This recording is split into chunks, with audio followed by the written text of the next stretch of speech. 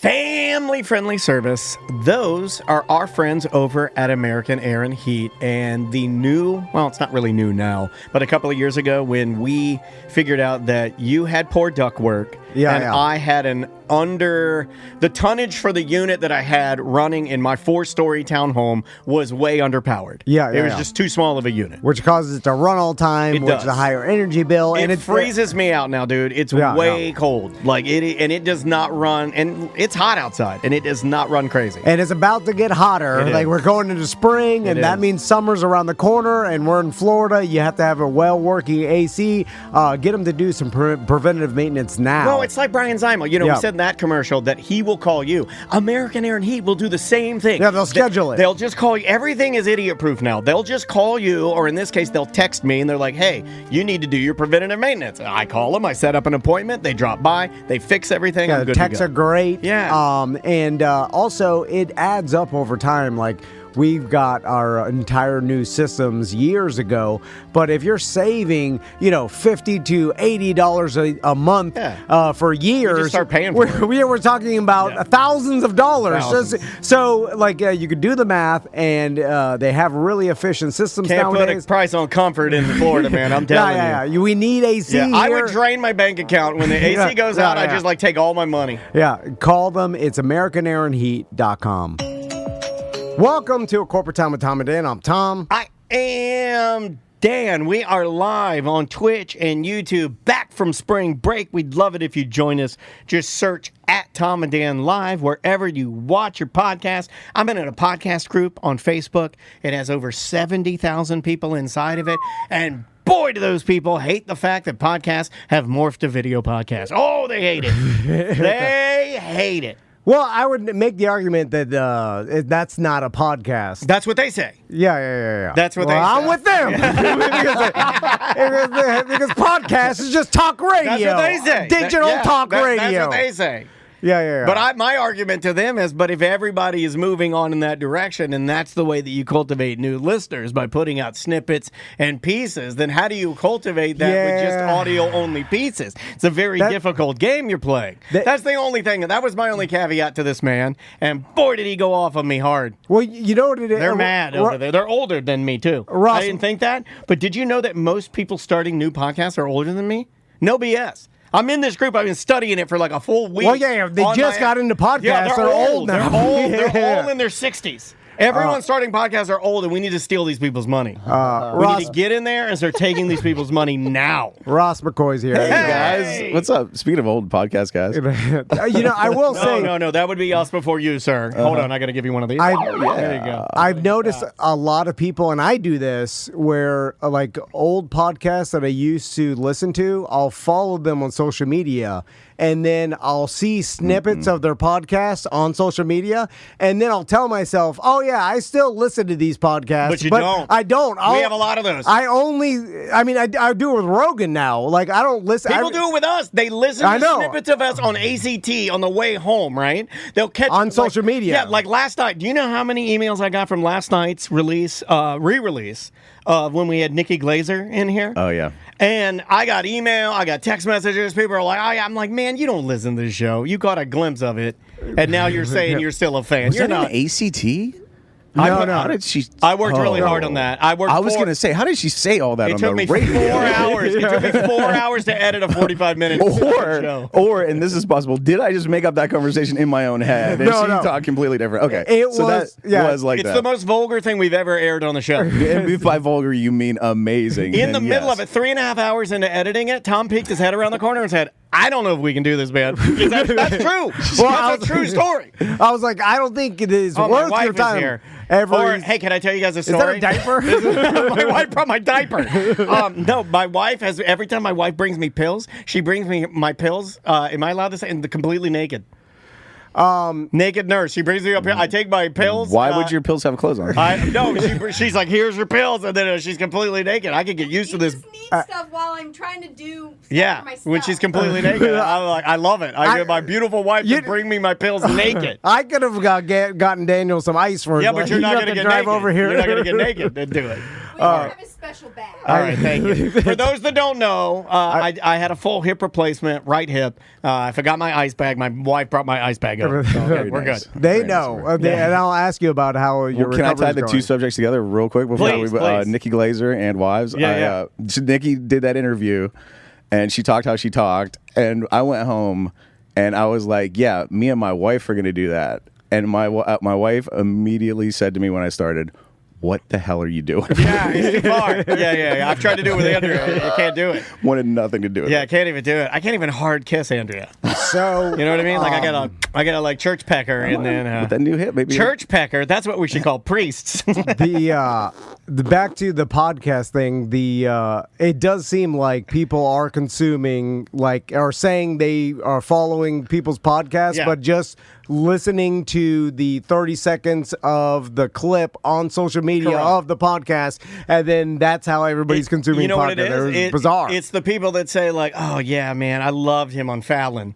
You don't watch Fallon. You watched a clip of Fallon that somebody posted on TikTok or Reels. You don't watch Fallon. You don't sit down at 11:35 and fire up the boob tube to watch The Roots. Hey. You don't do that anymore. What's the difference, though? Because, I'll say, I love that Bill Burr set where he dressed down Philadelphia for 12 minutes or whatever and counted it. And I wasn't there. I wasn't throwing batteries at him or nothing. But, I've seen the video 100 times, and it's great, and I enjoy it. What's the difference anymore, Stuff exists on the internet, on video. Yeah, it's all the same. I don't think there really is a difference anymore. You're right. That being said, I did buy 2 tickets to 2 different The Weeknd shows in Florida. So, yeah. But you're like a super fan, and I think that's cool. Well, I guess the difference is you didn't really hear the show or consume the show. You just saw the preview. It would be like watching a trailer to a movie and then seeing the actual movie, right? Well, I think do you still subscribe? So do you subscribe to Rogan even though you only consume him in clips now? And when you approach the like button, did you smash it? God, I hate that. Because I want them to. I've said that before. I know. Yeah, but I've said smash the. I've only not very often though. Not very often have I said smash it. Normally I say like and subscribe, and I get tired of saying that. You're a caress guy. You have to caress the like button. Kiss it. Kiss that like button. Lick it. So we did get back from spring break. How is your hip recovery going? I will say that the first 2 days, I'm glad that I was able to come in here and we did a show with Dan Cummins. We did a Friday Free show. But as soon as I got those 2 shows done, and then that initial couple of days of anesthesia, of the whatever, they pump you full of fluids, all this kind of stuff. Man, that 3rd and 4th day, this S hit me like a ton of bricks. It was terrible. I don't think I've ever been that sore in my life. Yeah. And they cut your femur bone off and hammered a spike down into it. And broke the bone and then wired it shut. Yeah. So how big was the incision, though, at the end of the day? I still haven't seen it. It's a small incision, right? I think it is. And that's half the battle. I think that's why it's a quicker recovery now, because they used to have to slice your whole thigh open, and now they're just going through a little tiny hole. Yeah, it's a weird soreness too. And as a person who is, I wonder, I wish there would be a way to measure this, and I don't think there is, but you'll know what I mean. If you could have the same hip replacement and we could lay side by side and you could measure our brains, I'm certain that there are things that I perceive that I feel that other people aren't going to feel. Yeah. There's a weirdness. You're hypersensitive. Where I can feel I can feel the metal in my body. I can feel it moving. I can feel that it's different in there now. And it's kind of gross. If you think, I still haven't even looked at the photos yet. Once you fully heal, that'll all go away. Yeah. That's what everybody says. But right now, in that healing area, I can feel the blood going from the thigh all the way down to my foot, or vice versa. I can feel when you move, I can feel well, that's new or that's different. It's crazy. It's a crazy feeling. And sometimes even sometimes you kind of miss the hurt. When I got my wisdom teeth taken out, they were they had to take a molar that had been impacted. Yeah. And it was just basically rotten. But it had a little kind of chip missing on it. And I kind of liked rubbing it up against my other bottom molar. It would kind of make a little click. And I would do that once in a while. And once they took the molar out, I was like, that's gone. I can never do that again, Even though it wasn't a good thing good for me, but I kind of missed it. I'll give you one. As I sit right now, no pain. That's weird. You know what I mean? It's different. Yeah, it Yeah. is. Like, I feel good. So I can see the end. It's just like regaining strength, and I am. I'm doing it letter of the law. I'm doing it I'm not taking it too quickly, which you do feel like you can. Because yesterday was like the first day I think I kind of felt. Yesterday was like a week, or 2 weeks rather, from surgery. Or actually, today is 2 weeks from surgery. Okay. You know? And yesterday was the first day I felt good. Like, I was like, okay, I'm good. Like, I'm pain. I don't have any pain. I can sit here. I can do stuff. You know, it's definitely good. But for anybody that's done it, I don't know how you do it alone. I don't know how you do it alone.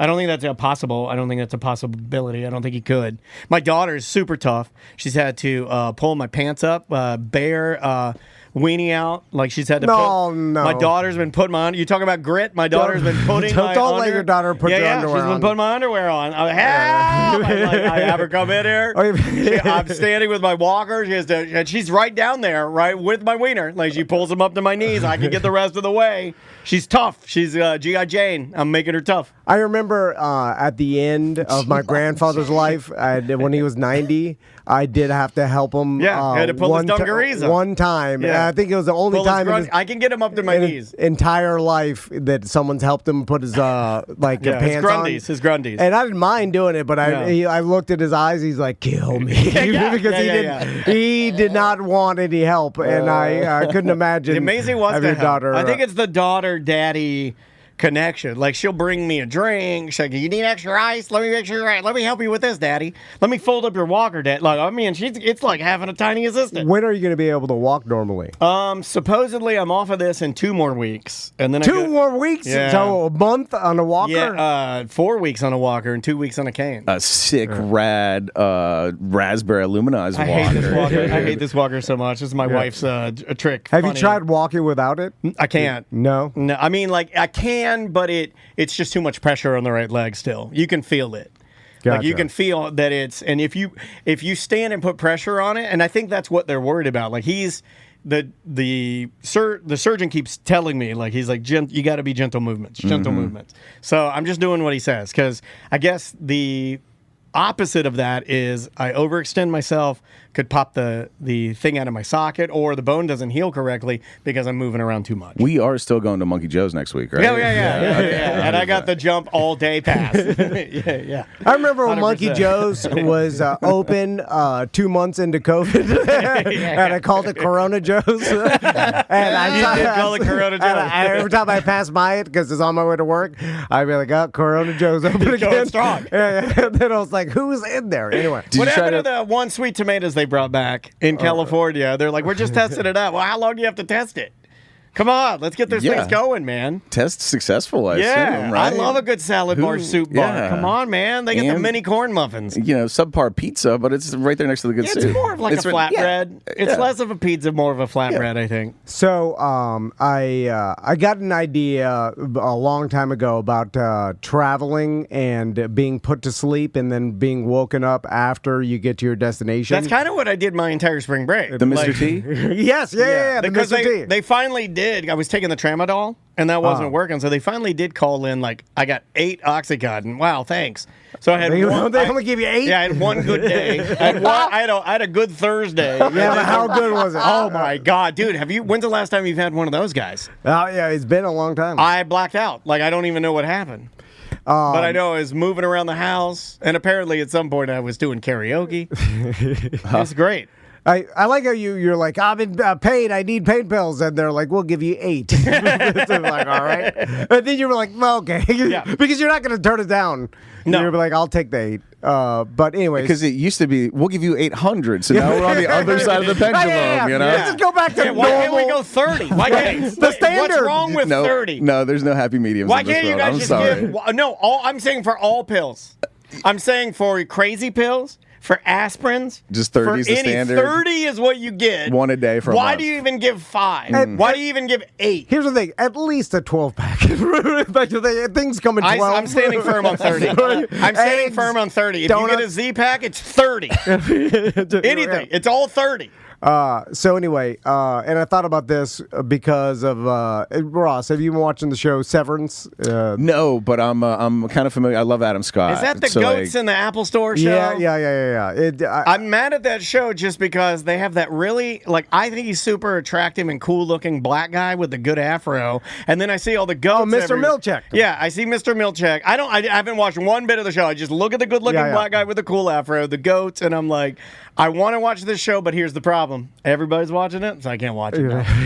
You're all watching it, so I can't watch it. Me and Crystal started watching it a while, obviously when it came out, Yeah. we waited for season 2, and then it actually got me back in because the finale was really good. Mr. Milkshake. But it's the weirdest show on TV. But anyway, the whole premise is this company basically invented this computer chip that goes in your brain that severs you, your consciousness when you go to work. So it's the theory behind it is like people You try to do that here, right? I can do it myself. Take that, Severance. He does his own Severance. Take that, Milchek. I see him. As soon as he walks out the door, he goes, a marijuana pill. He wipes his mind clean. And my eyes do that. Yeah, he doesn't even know he's driving home. But I saw a goat in the back of your truck. And so, in the idea being that when you go to work, you have no memory of it, and then when you leave work, all of a sudden you go back into your normal self, and you have no memory of working. So then life's better without having to go through the arduous work process. So is it at work you have no memory of personal life? Yes. And in personal life you have no memory of work. Yeah. So they're perfectly separate entities. Yes. Supposedly until they're combined. No, right? Did I ruin the whole thing? No. Because it's not that creative. The barriers start to Not that creative. No, what's creative about it is essentially then you're creating this work consciousness that is never allowed to leave work and is a completely different person. Because Perhaps it wears some sort of bear suit. Perhaps this is a metaphor for what people do in their own jobs and careers. Anyway, you guys know Severance. That's out there. Yeah. Anyway, but I started thinking about back to my traveling idea because I had this idea. You are like the Ron Mr. T. Popeil of our show. You always have an idea. Because traveling sucks, and it's gotten worse. It's a lot. And there's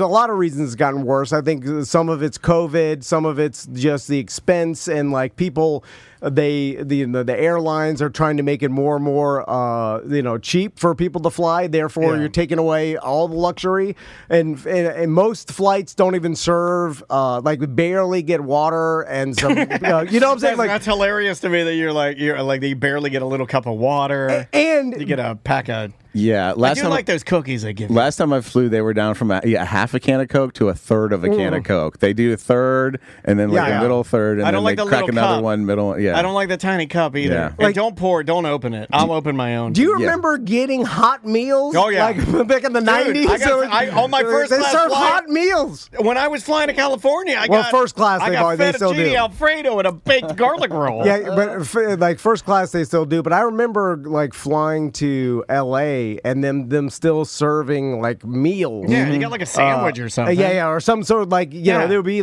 maybe the hot meals would only be first class, but you get a a meal or sandwich, a bag of those chips. JetBlue, they partnered with that company that has the Peruvian blue potato chips, and JetBlue, somebody got a raise. They're like, blue potato chips. This guy's a genius. And I don't really care because I just want to get to my destination, but it really is bare bones now. See, I do really care. The people out of the two traveling of us, are I horrible. care, right? I'd be very angry. Well, you can still pay for it because there a lot of things here, but what are you, baby? You can't handle your own food. We'll do the travel. You handle your food. How about that? The being Team Airplanes. And then a lot of times. And did you guys know there's more turbulence now than there ever was in the past? Starlinks. And it has. I don't know. I think it has. I looked it up because Crystal's sister, she's a flight attendant, and she says 95% of all her flights have some sort of turbulence. And then I looked it up on the internet, and apparently because it's getting a little warmer or whatever, that there's the jet stream winds have changed, and even include clear days, there's still like a level of turbulence. Yeah, pretty soon we're just going to be bouncing around like knuckleheads up there. And when there's turbulence, like a lot of times they'll suspend the drink service or whatever, but they'd be like, oh, for safety, or don't want people I think it's walking for around. messes. I don't think it's for safety. which is I imagine if you're a flight attendant, you're probably like, yes. You should make you don't have to do anything. Yeah, but you should make the plane like the new Ford Bronco, where you can just spray it out after every flight. Just pull up the mats and spray it out. It's got drain plugs. I have so many questions about this turbulence data. Okay, yeah, or yeah. supposed data. Yeah. What's the source on this? That there's more turbulence I knew than you ever. would say that because the chat room lit up with people that Look don't it up. believe it either. Well, I didn't. So, and on both we'll look it flights, up. I just recently, I got back last night at midnight. It was a rough, and I'm sick. I have a whole story about it too. But Thanks for having me in today. well, I mean, I got cold, and I got the cold in the middle of my really vacation. Cold. I mean, cold is not really sick. Everybody knows that. Yeah. But You need to read the sickness page in our bylaws. It's posted at the door. if I told you, you wouldn't have come in. You see what I'm saying? If you knew he was going to get you sick, Do you you wouldn't have understand? come in here and do all the characters that people love. Do you understand my motivation? It's completely selfish and it's quite possibly disrespectful in a lot of ways. But we don't think of that. Yeah. I'm just telling you the truth. Anyway, So are we talking like more airlines report more turbulence and like based on the flight attendants not wanting to serve drinks, basically, I think is what it comes down to at the end of the day, probably. Well, that's what I thought. Yeah, So, right. me and Crystal, like the flight over there. I was like how you turbulent. drug her in here because there's when you drag her in, there's a possibility this is wrong. So Crystal was like, my sister was saying that all of her flights now have turbulence, and then she was saying that This is true. Yeah, this is a real. There's just more turbulence now, like clear air turbulence. Like everybody knows turbulence when you're flying next to a storm or whatever.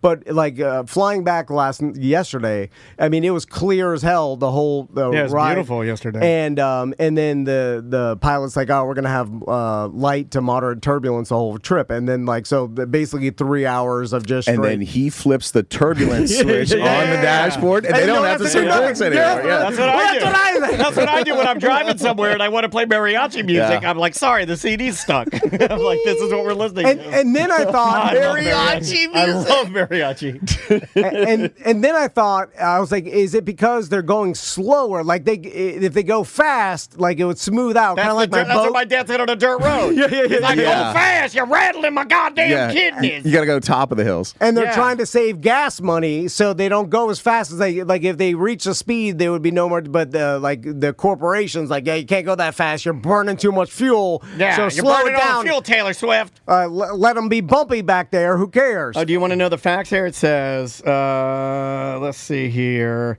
The short answer is yes, and it's getting worse. Clean air turbulence, or CAT, the kind that hits with no warning and isn't associated with storms, is increasing. In 2023, a study out of the UK found that severe CAT increased by 55% over the past 40 years on transatlantic flights. Jet streams, those fast, high-altitude winds that planes ride, are becoming more erratic due to global warming, which leads to more turbulence. So, but I thought, so anyway, the back to my idea about being put to sleep, the Mr. T, and waking up, and You just got to drink a cup of milk kind of into like that Hannibal hands you. Ties into Severance, where it's like not wanting to go through something horrible that's part of life, right? And traveling, like the airports suck. The plane flight is turbulent the whole time. It stinks. Like being. It's confined. If you offered me, nobody screaming on the plane. You didn't have any Karens or anybody. No, I mean not really that. It just no MAGA nut jobs yelling about anything. No, it's more of just the whole everybody's process. wild in their own way now. Like you don't know what you're gonna get. You can get. I just like normal people now. Like I like boring people now. Love them. It's just the food inside the airport's horrible. Yeah. I got a story about that later. What did you get? Charlie's and cheesesteak and crap your pants on the plane. If you I had a service where it's an extra $1,000. It could never be this cheap because you'd have to be put to sleep. Yeah, I was with some sort of $1,000 sounds pretty. I was like, dude, do you want to know what I paid for my leg? Yeah. No, just for the anesthesia, I think it was $14,000. Well, I'm trying to get like a reasonable price because because like if it was 10,000, I'm like, nah, I'm not doing it. But and to be fair, like they had to keep you asleep while you were being sliced open. They just have to keep him asleep while he's wheeled onto a plane and flown to Colorado. I feel like it's the initial burst is really the dangerous part. Everything else you can monitor with just a main line of like grain alcohol or something, right? Yeah. Like I don't think you need you just want that propofol in the beginning. That one where they tell you count back from 10 and we'll be here, and then they're and then we can just keep like trickling natty light in your mouth as we're flying. Yeah. But if you're able to put to sleep and like they come and pick you up at home, and then all of a sudden you just wake up in your destination, that would be awesome. But I want it to be okay. I want to be able to get into a vehicle that looks like a plane, though. What do you mean? Are you putting me asleep? No, I'm being put to sleep at my house. They're coming to your house and wheeling here. I want to see myself get into the plane. Why? Because I don't trust you. Next thing you know, you're taking a picture of my ding dong out. You're like posing me at breakfast at what is it? I was gonna say breakfast at Bernie's. Weekend at Bernie's. I'll sign paperwork that you could do anything to me while I'm asleep. I don't care. You could do anything. See, I'll see your Severance and I'll raise you Adam Sandler's Click. You start clicking through the slow moments of life, and then suddenly you find yourself at the end of it, and you don't even know what happened. That movie passed me by. That was a movie that came out, and I was like, oh, I got to see that, and then it just passed me by. The best part of that movie was that he goes to Bed Bath and Beyond, and he goes to the bed section, and he goes to the bath section, and then there's a Beyond section, and that's where he finds the magic. And they're out of business now, which is crazy. You would have thought that Click money would have propped them up for a couple of decades. The whole argument with Severance is like you're missing a whole section of your life by not remembering, like you're causing life to go by faster, which would be, but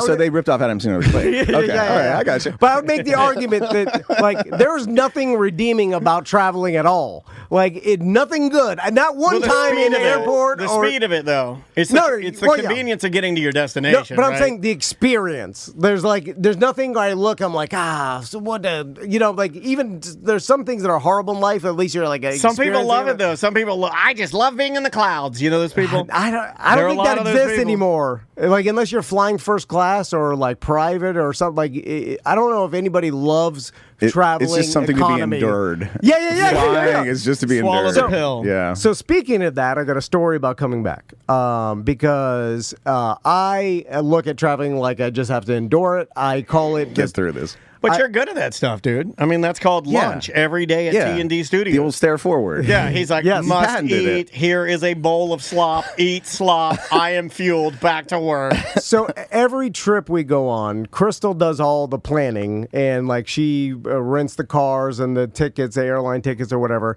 And I don't think Rip from Yellowstone would let his wife rent the car, but whatever. Well, yeah, he would. He's completely under her thumb.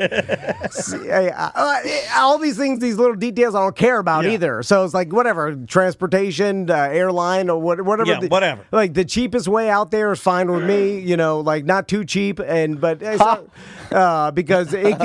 so Crystal Hot Tua Airlines much like Andrea likes a bargain. Oh God, Andrea loves a bargain. She had. I'm surprised my hip. I'm surprised I even got the good parts in there. I'm surprised she didn't make me go to one of her friends or something. It was a Groupon. Yeah, it feels like one. So Crystal tells me, and let me run this by you, Ross, because you'll probably have the same questions that I had. I'm sure. So Crystal seems to me thinks I'm going to take a Crystal deflection here. She's like, oh, well, now you have to pay extra to sit together on a plane flight. And I'm like, what? And then I'm like, you just buy all the tickets. They just put you together, right? Like, no, you have to pay extra for that. I've heard of this. I'm like, what? And there are people complaining about this. Yeah. Well, so I was like, when did they change that? I'm like, well, they're nickel and diming you for everything. Yeah. Dude. I mean, it's almost even worse than that because what they're charging you for is to ensure you'll sit together. Yes. Yeah. So me and my wife didn't spring for this last time. Sat together anyway. Yes. It kind of is a doesn't even matter fee. Yes. Yeah. Because they're basically going to, except in extreme circumstances, they're going to seat you in your group unless they don't. That one was. Oof. Okay. Yeah. So then Crystal's like, and I'm like, well, they'll put us together. What's the price though? Huh? What are they charging? for I that? don't know. It's just some upcharge. It's Yeah. like $20 a seat, 15 or 20 bucks, Yeah, something it's a like small, that. Okay. Yeah, per seat. Yeah. small enough for them to just to get the people. By that the way, pay- if I pay for it, and my wife doesn't. Does she? Like, how does that work? Like, I paid for it. Don't I get insured? But she doesn't. Well, they can ensure that you sit next to her, but they can ensure that she sits next to you. Okay. And then when you say it like that, that makes Yeah. sense. So, I'm just like, and for me, I'm just like, no, don't pay. Just Yeah. I'll sit wherever. They'll put us Put me in together. the toilet. We got kids. But They'll she's put the kids together Yeah. with No, you. no, that I've seen the ones online where they're like, they made our toddlers sit in the back next to the lavatory. And then even then, I'm like, if we all get sat separately, whatever. We're just gonna get there. And I was wasting $80. What's the worst is going to happen? Crystal ends up sat next to Mario Batali or something. Yeah, my God, he's groping her the whole time. And I'm like, his all- orange Crocs gleaming in the aisle. Gleaming. The kids just get on their iPad and Yeah. just Yeah. stare at it for hours, and Yeah, they're yeah. zombies. So who cares? They'll sit anywhere. You Until can put they them pass out. You can put them under in a cage. Like they don't even know. They just look at their iPad. And like should. Nice worst and case cool scenario down on a plane, what's that? Between two fat guys, they don't care. They're just in the middle of the Yes. seat. They're not Yeah. even using the elbow rest. Yeah. That was the original title of the Zach Galifianakis show, too. Between two fat guys. So then Crystal's like, "Well, I'm gonna trick the system." And she's Oh, I like- love it when they try to trick the system. Yeah. So then she's like, I'm gonna pay for the kids to get the window and the aisle and leaving the middle seat untaken, right? And then they'll probably put me in the middle Oh, because she nobody said else the would magic choose that. word. She put the probably on there. And then so I'm like, okay. And then she's like, and then I'll put you wherever. I'm like, okay. And I'm like, Afterthought van. but I'm like, does a human do this? Because or is it a computer? Because if a human's doing it, they'll put the mom next to the kids. I But don't if think it's just humans random, are doing anything. We haven't had Right? human air traffic controllers since Trump got into right. Like I think everything is automated now.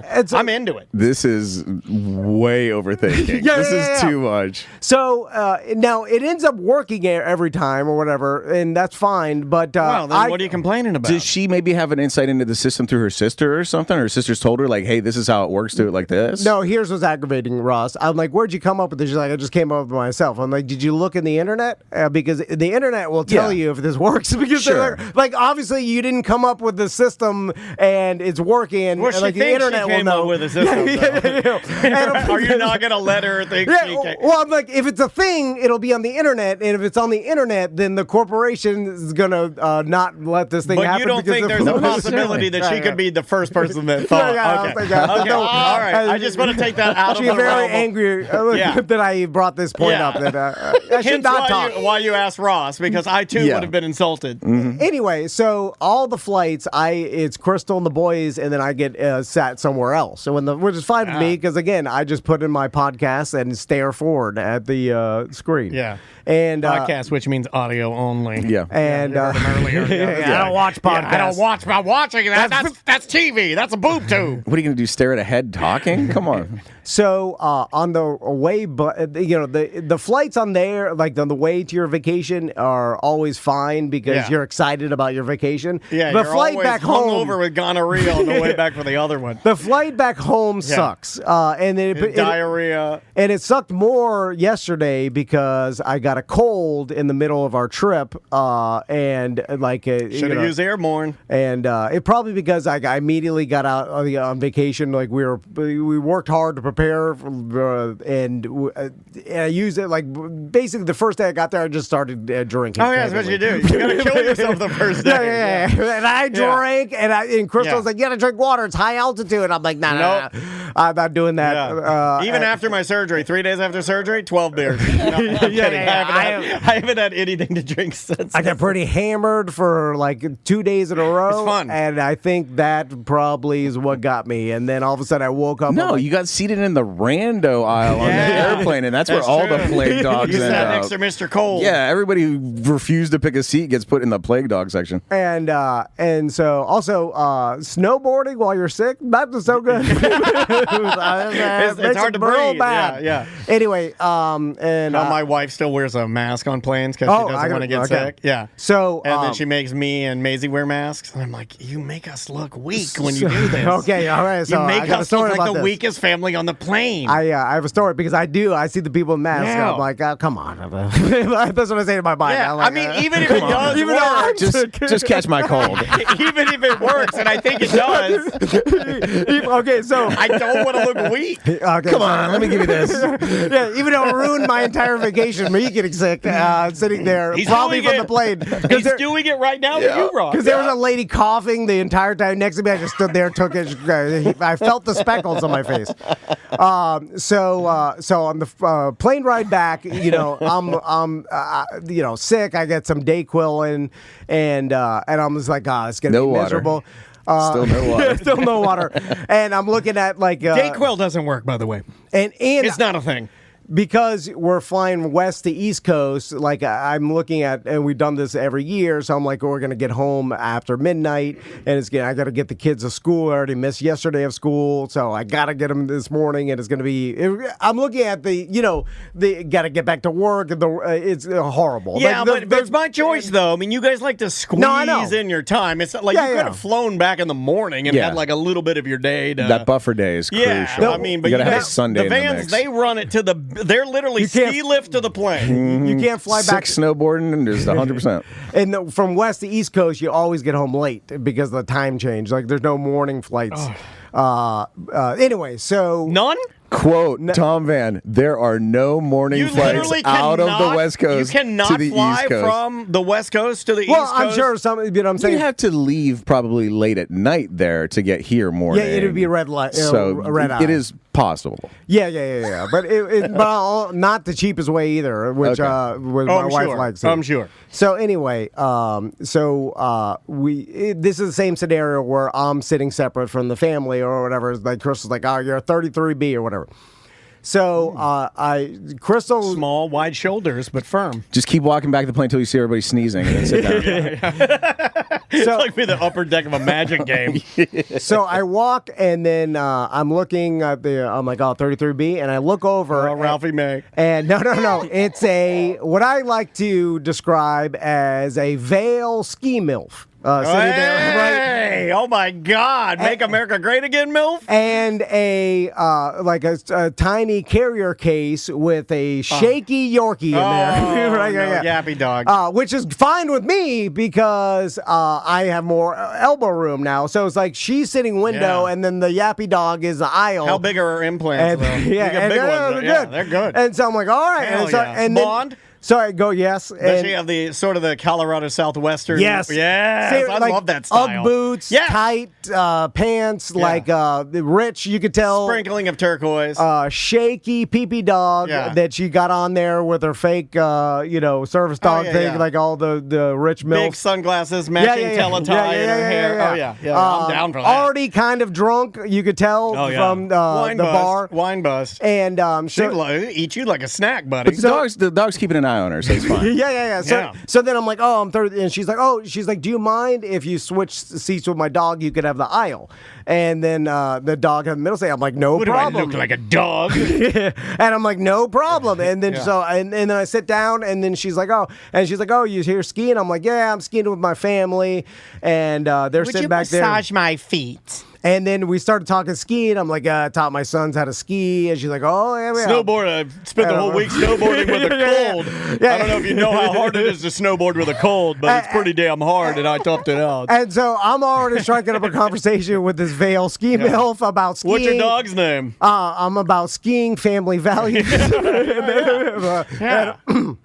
So all this, and so what's this? A Yorkie? I love Yorkie. I love Yorkie. Who's your favorite country music superstar? Jelly Roll? Mine too. And then so I'm like, all right, I got some. You're doing it. I'm like, it's not going to be that bad, right? So then, everybody's on the plane or whatever, and then this is awesome. And then you hit the lottery, dude. So I'm sitting there. Then all of a sudden, I feel a tap on my shoulder, and I look up, and there's a flight attendant. She's like, sir, there's sure, your penis is hanging hanging out of your pants.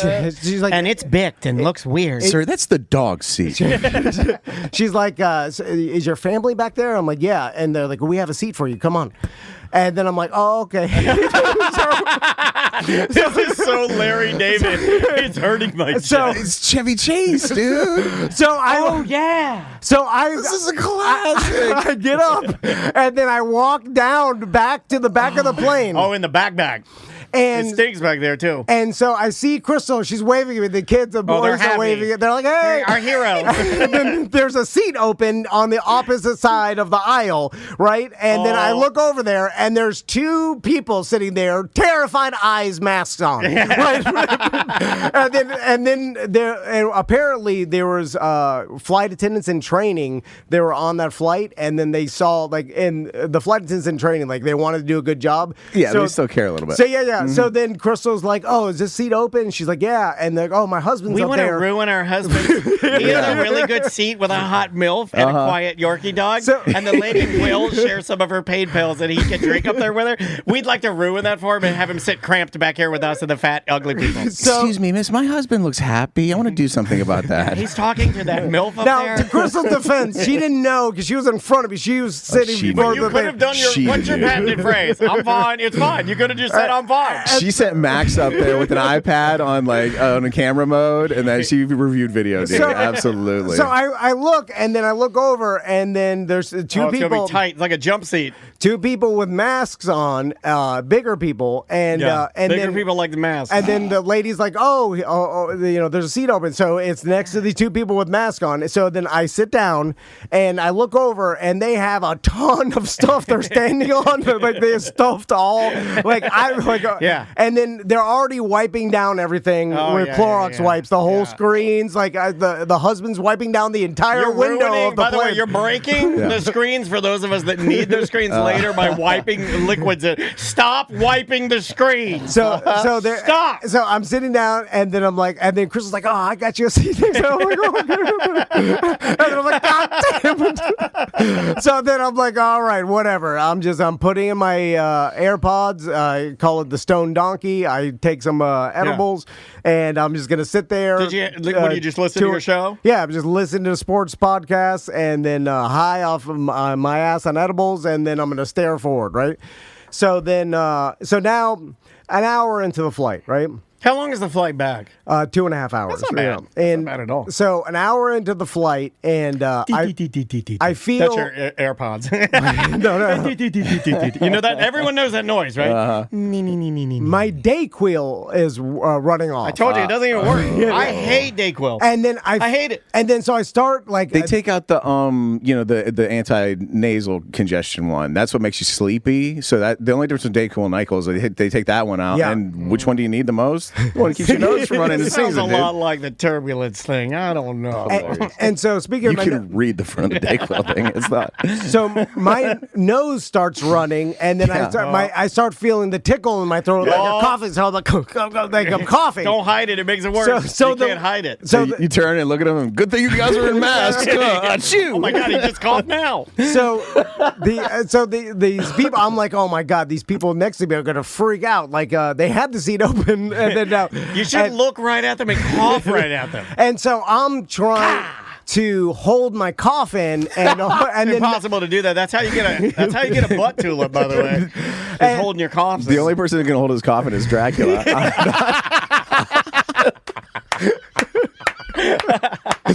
So it is torture to try to hold a cough for 2 hours. It's impossible. Right. You can feel your lungs moving. They just start like you can feel the cilia looking for oxygen. The cilia. I'm feeling it. So I feel your bronchial cilia like searching for oxygen. just wiggling in there. I feel the mucus, the cilia, like you can feel all of it. Like it's like I need to get rid of this mucus. So then I'm like trying to clear my throat a little bit. So and I can feel the tension from this lady next to me. Right, because the only thing worse than a guy violently coughing is a guy like choking to death on his own flesh. Or changing. He's doing the changing, like where you're turning into a werewolf. It's like, So Wow.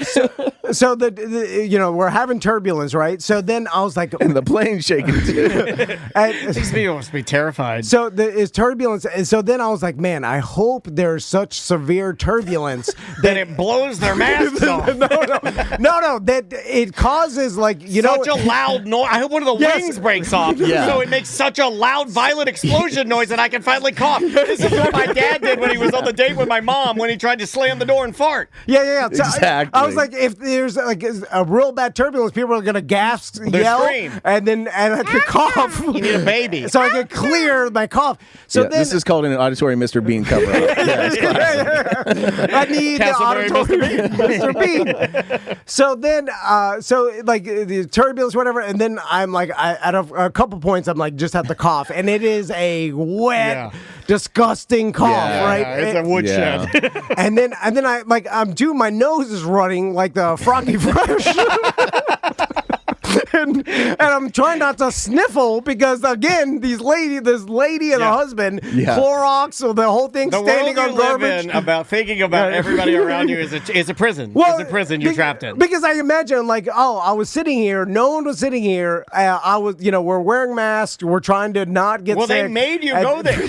Well, my wife did because she's like, "Oh, get my husband." He said we left him up there with the MILF, even though she didn't see that. To be fair, who would you rather turn into a zombie in front of? This masked couple or your friend the MILF? Yeah, the MILF didn't even care. She didn't even believe in vaccines. Yeah, 100%. Oh yeah. She likes it. You can tell by her boots. I start coughing. You're like, good. She salutes me. Good American cough. Ted Nugent. So anyway, so I'm coughing a little bit or whatever, and sniffling because I can't help it. It's just it's coming back. You got a cold from snowboarding. Yeah. So hammering beards. So it is the worst plane flight ever because the entire for time. them. No, but also because I'm trying to hold my cough and hold my sniffles. Yeah, that does suck. Sometimes you can alcohol it out, make yourself fall asleep. No, they don't do it. They don't serve. No beers? No service because of the turbulence. I can't do that. You didn't bring a backup Dayquil? No, but I brought backup weed, which causes you to be more dried out and cough more. Yeah, I was going to say. because I thought that the more weed I took, I did this too snowboarding, and I took so much weed I forgot how to snowboard. And then for a minute I was like, I have to walk down because I am so high I can't even stand. I believe that it does increase the amount of mucus that you create because my anesthesiologist said something about that when I did mention, because I was honest about using marijuana. Yeah. And he's like, oh, yeah, you are real greasy in there. We were sucking everything out of your mouth. Oh, you were just producing all kinds of crap. So then the pilot comes on and they're like, all right, we're preparing for our descent into Atlanta. And so we'll, sorry for the turbulence, whatever. We'll be on the ground about 20 minutes and be at the gate in another 10 after that. Sorry for the turbulence. Flips the swich down. Yeah. To mild. So medium. I'm like, oh, thank God, the flight's over. We're close. This lady's probably been suffering next to me, listening to me cough. And we're landing in Atlanta, so I can go right to the Center for Disease Control. Yeah, exactly. And get myself tested. Patient 0. I felt so bad for her, because I'm like. And then I look over, and she took her mask off. And then spent the entire rest of the landing and deplaning it up, no mask, and her husband no mask. No, you can't do that. You got to ask her. You got to go, hey, you got to put that thing on. So I was like, no. No, you got to have her put it on. I was like, you were so close. I was like, why would you do that? I don't know. It was the most bizarre thing I've ever Are you serious? So she did she did 2.5 hours with it on, and then 20 minutes left, and she takes it off? She takes it off with 20 minutes. Well, that I have no explanation for. I know what happened. Then she was like, all right, gave up. No, they were sick too. And they were trying to keep you from getting sick. But once you released the crack, and they were like, forget this. Screw it. We're good. It's in the air now. Everybody's got it. It may have been that. Yeah, they're like, we got Casanova Mr. Bean here. He already got everybody sick. We can take our masks off. But it was the most bizarre thing because I was like, wait a minute. I was like, that is bizarre. And then did both of them do it or just one? They both did it. They both took their mask off. And then did they have a conversation about it at all? Where they're like, one took their mask off, was like, hey, take your mask off? They were dead silent most of the time. time. And maybe they think when you're only in the air. I have no idea. And I was like, oh, bizarre. And then I was like, oh, they're gonna put it on like when we leave the plane. My wife said you just gave up.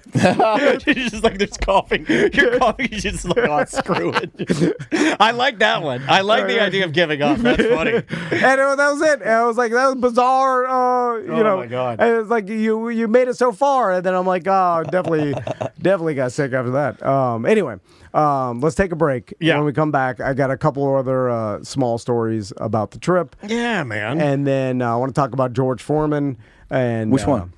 The one that just died. I Which loved that joke. Like when, and there's no too soon on it. I thought that was so funny. I laughed so hard. That is such a good joke. Like, did you say, like Ross posted, there's like George Foreman died. He just wrote which one. I'm like, it's so funny. How many kids did he have? I think 3 that he named that. All Yeah. George Foreman. Yeah. And they it's a weren't lot. like 1, 2, 3. It was just that. George Foreman. Okay. Yeah, just his name. That's cool. And the grill. Can you?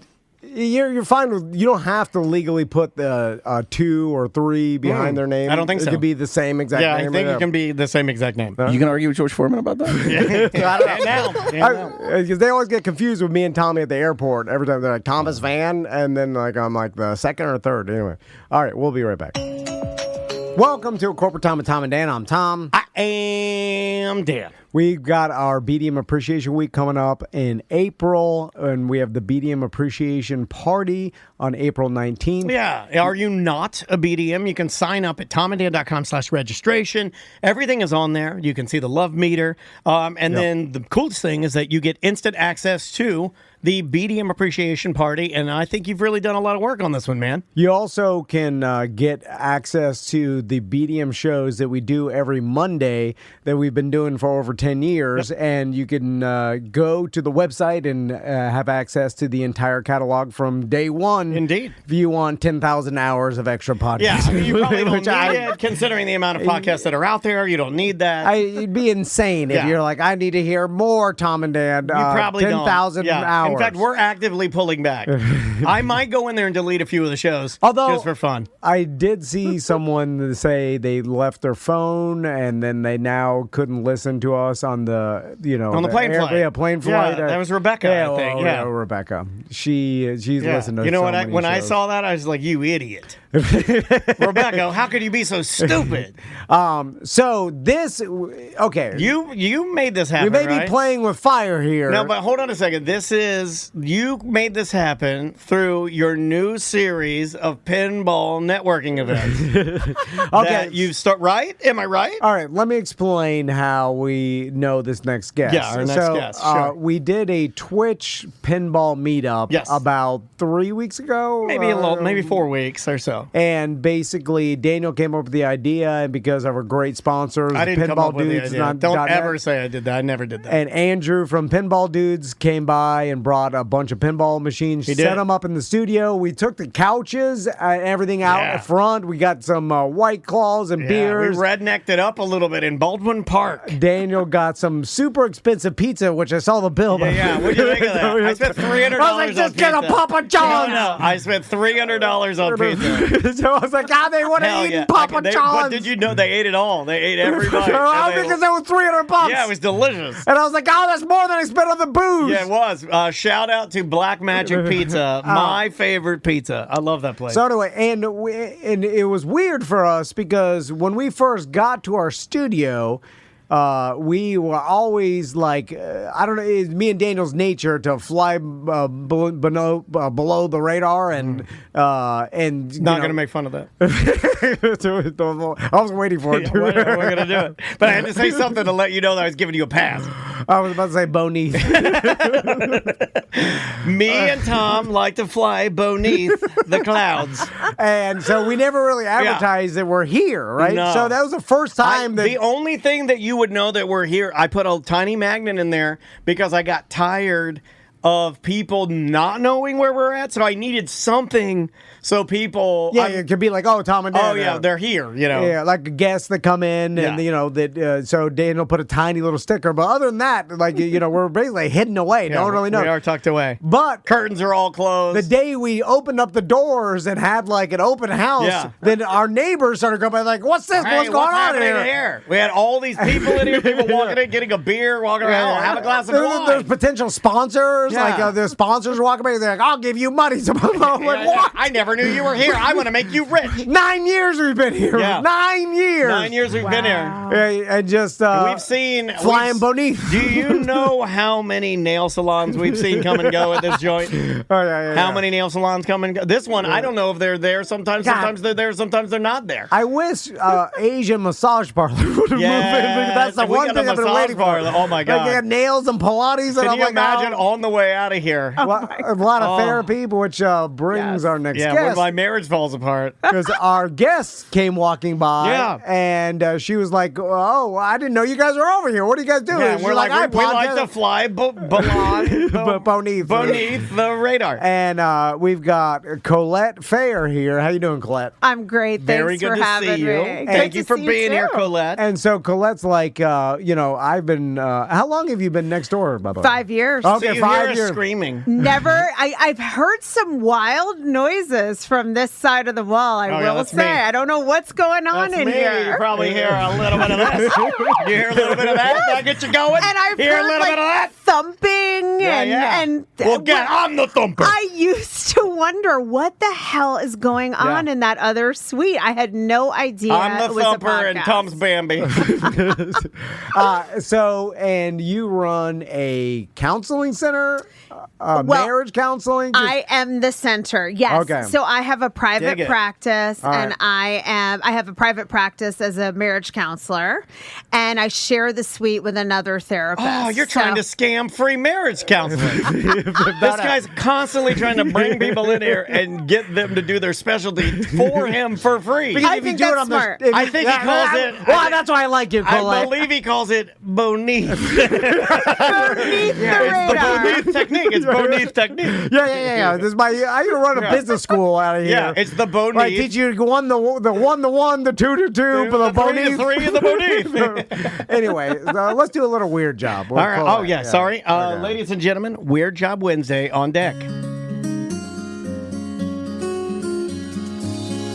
Tom wanted to do a bit. He called it Weird Job Wednesday. Dan really likes it. Tom says that's bullshit.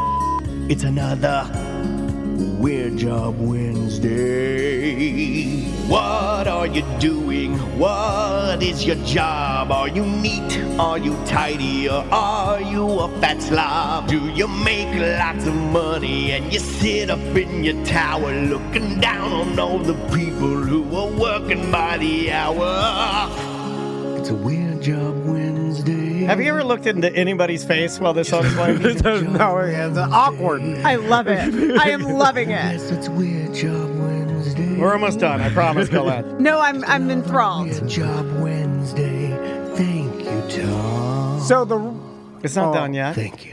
Have a little respect, man. Jeez Louise. Now, the reason why this is dangerous is Colette is our neighbor. Yeah. So if this went horribly wrong, then I can never show up to work. Because what if Colette's standing outside and then I come into work and then she's I'm like, oh, God. Yeah. And then I don't know if you know this, but the lady next door that owns there's a spa-ish thing. Yeah. I met her outside. She happens to be very beautiful. And when we were talking, and she goes, "Oh, hi, I'm your neighbor." And I was like, "Oh, I know. I've been hearing nothing but good things." And she goes, "Well, what have you heard?" She called us BS. She called my bluff. She called my bluff, and I call it a chirper's BS. Yeah, she called my BS, and I didn't know what to do. I didn't know what to say to her. I was like, "I got nothing. You're so beautiful." So Colette, you told us a little bit about what you do, marriage counseling. Yes. how does that start? Do you a man and a woman? Not necessarily. Oh, that's true. That's true. We got different ones now. Right. So you were a counselor before, I guess, and then you specialized in. Yeah, and it is really a weird job, genuinely. So I'm also chuckling at the song, just thinking about people are fascinated by this job, and everybody does want to kind of get a little bit of free advice from me, for sure. So that's just normal and a very good business strategy at that. But I went to grad school at Rollins about 15, 16 years ago. And I knew I wanted to be a couples therapist because I had a really bad divorce when I was super young at 30 years old. I had 2 baby daughters. They were 3 and 1. Oof. So that's not anybody's cup of tea, right? That's a lot going on. A lot going on. And in fact, I'm doing a TEDx talk next week, and I'm going to talk about this in my TEDx talk, a little bit my personal story that motivated me to be a counselor. I didn't know what I didn't know back then, but I dated a guy from 18, got married, did all the steps that you're supposed to do, 30 years ago. And then our whole marriage just blew up and we couldn't find good help. So when I got divorced and found myself pretty penniless, literally having to mother 2 children and needing a job, I decided I wanted to go back to grad school and become a couples counselor so I could help other people. Not that I think every relationship needs to be saved, but so that the ones that wanted to save their relationship could find the help they need. All right. Some would say that I saved my relationship because of how truly I cherish it. I truly That's the best way. Use the word save. I, quote, save my relationship because I keep it too close to my heart. So boom, roasted. Colette, when it comes to like couples counseling, right? Yeah.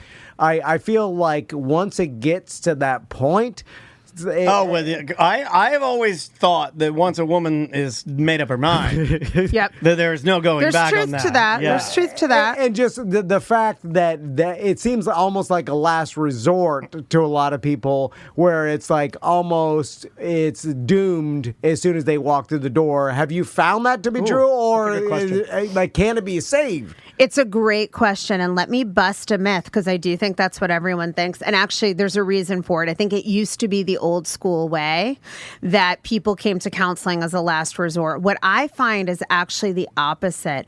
Increasingly in today's world, people are choosing to come to couples therapy even proactively. They want to feel more connected.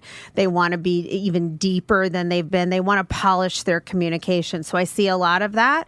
And among the people who come in because they're on the brink of divorce, if there's still love, there's still life. And I have a lot of success with people, even who are really close to divorce. Tom tries to polish his communication in the bathroom, but his wife's banging on the door. Like, get out, what are you doing in there? He's like, That's definitely a human moment. I'm polishing my communication in here. So now, okay, I'm curious to like the average, I guess, age that you see come in. And are you trying to figure out when your marriage is going to fall apart? Well, because you're trying to say, like, what is the average age of people that you get in your practice where it's falling apart, and then you're going to compare that to you, and then you'll figure out how many years you have left before you have to go see somebody? No, well, because I think you're reverse engineering. No, I made it past the like the threshold. Yes. Where now, like a business, like we've already had our business longer than 5 years. Yes. So I told my wife. So I told my wife, I was like, the old thing will never die now. I'll be dead before we run out of money. Yeah. Because it'll just keep it's eking a set in. And forget it. You just keep billing them. Maybe you've heard of a little thing called inertia. Yeah, most people are we get to the point where it doesn't even matter. Too big to fail. Yeah, that by time no such thing in marriage. You're right. You're absolutely correct. There'll be people still paying for BDM memberships after me and Daniel have been dead because they'll forget. Oh, anyway. I want that so bad. So it's like me sending Gene Hackman a Christmas card. That's how I look at my marriage. Is at this point in time, it's been so long that the both of us are like, all right, what are we gonna do now? We've been. It's too long, too much. Yeah. There's too many roots and entangled. Too many roots. And then we're too lazy to move. So it's plane, trains, and automobiles. We might as well work together. There's actually a lot of truth to that too. Yeah. A lot of people are staying married because they're so deeply rooted and entwined. Oh, I love that. And there's about, in my opinion, this is anecdotal, but I would tell you that about 10% of people are really just happy. And 10% only. 10% of people who are married. I mean, marriage is a complicated thing. It's in a way an outdated institution, even though we're biologically wired to bond. Outdated? Well, it's outdated in the sense that you have to be married for economic reasons, because that's how it all originated. You know, it's definitely good and healthy to partner because we do better in life. And in fact, we know we live longer. And along the lines of what you're saying, it actually is over 70% of divorces are initiated by women. And they're mostly initiated because they don't feel emotionally connected to their partners because of how society in many ways used to raise and condition men to not be in touch with feelings and to be expressive. And that's changing. That means the power is back the power's back with me, the baby. Right? There you go. I thought you could. You don't need me. You have it all figured out. Power's back with me, King baby. You said it twice.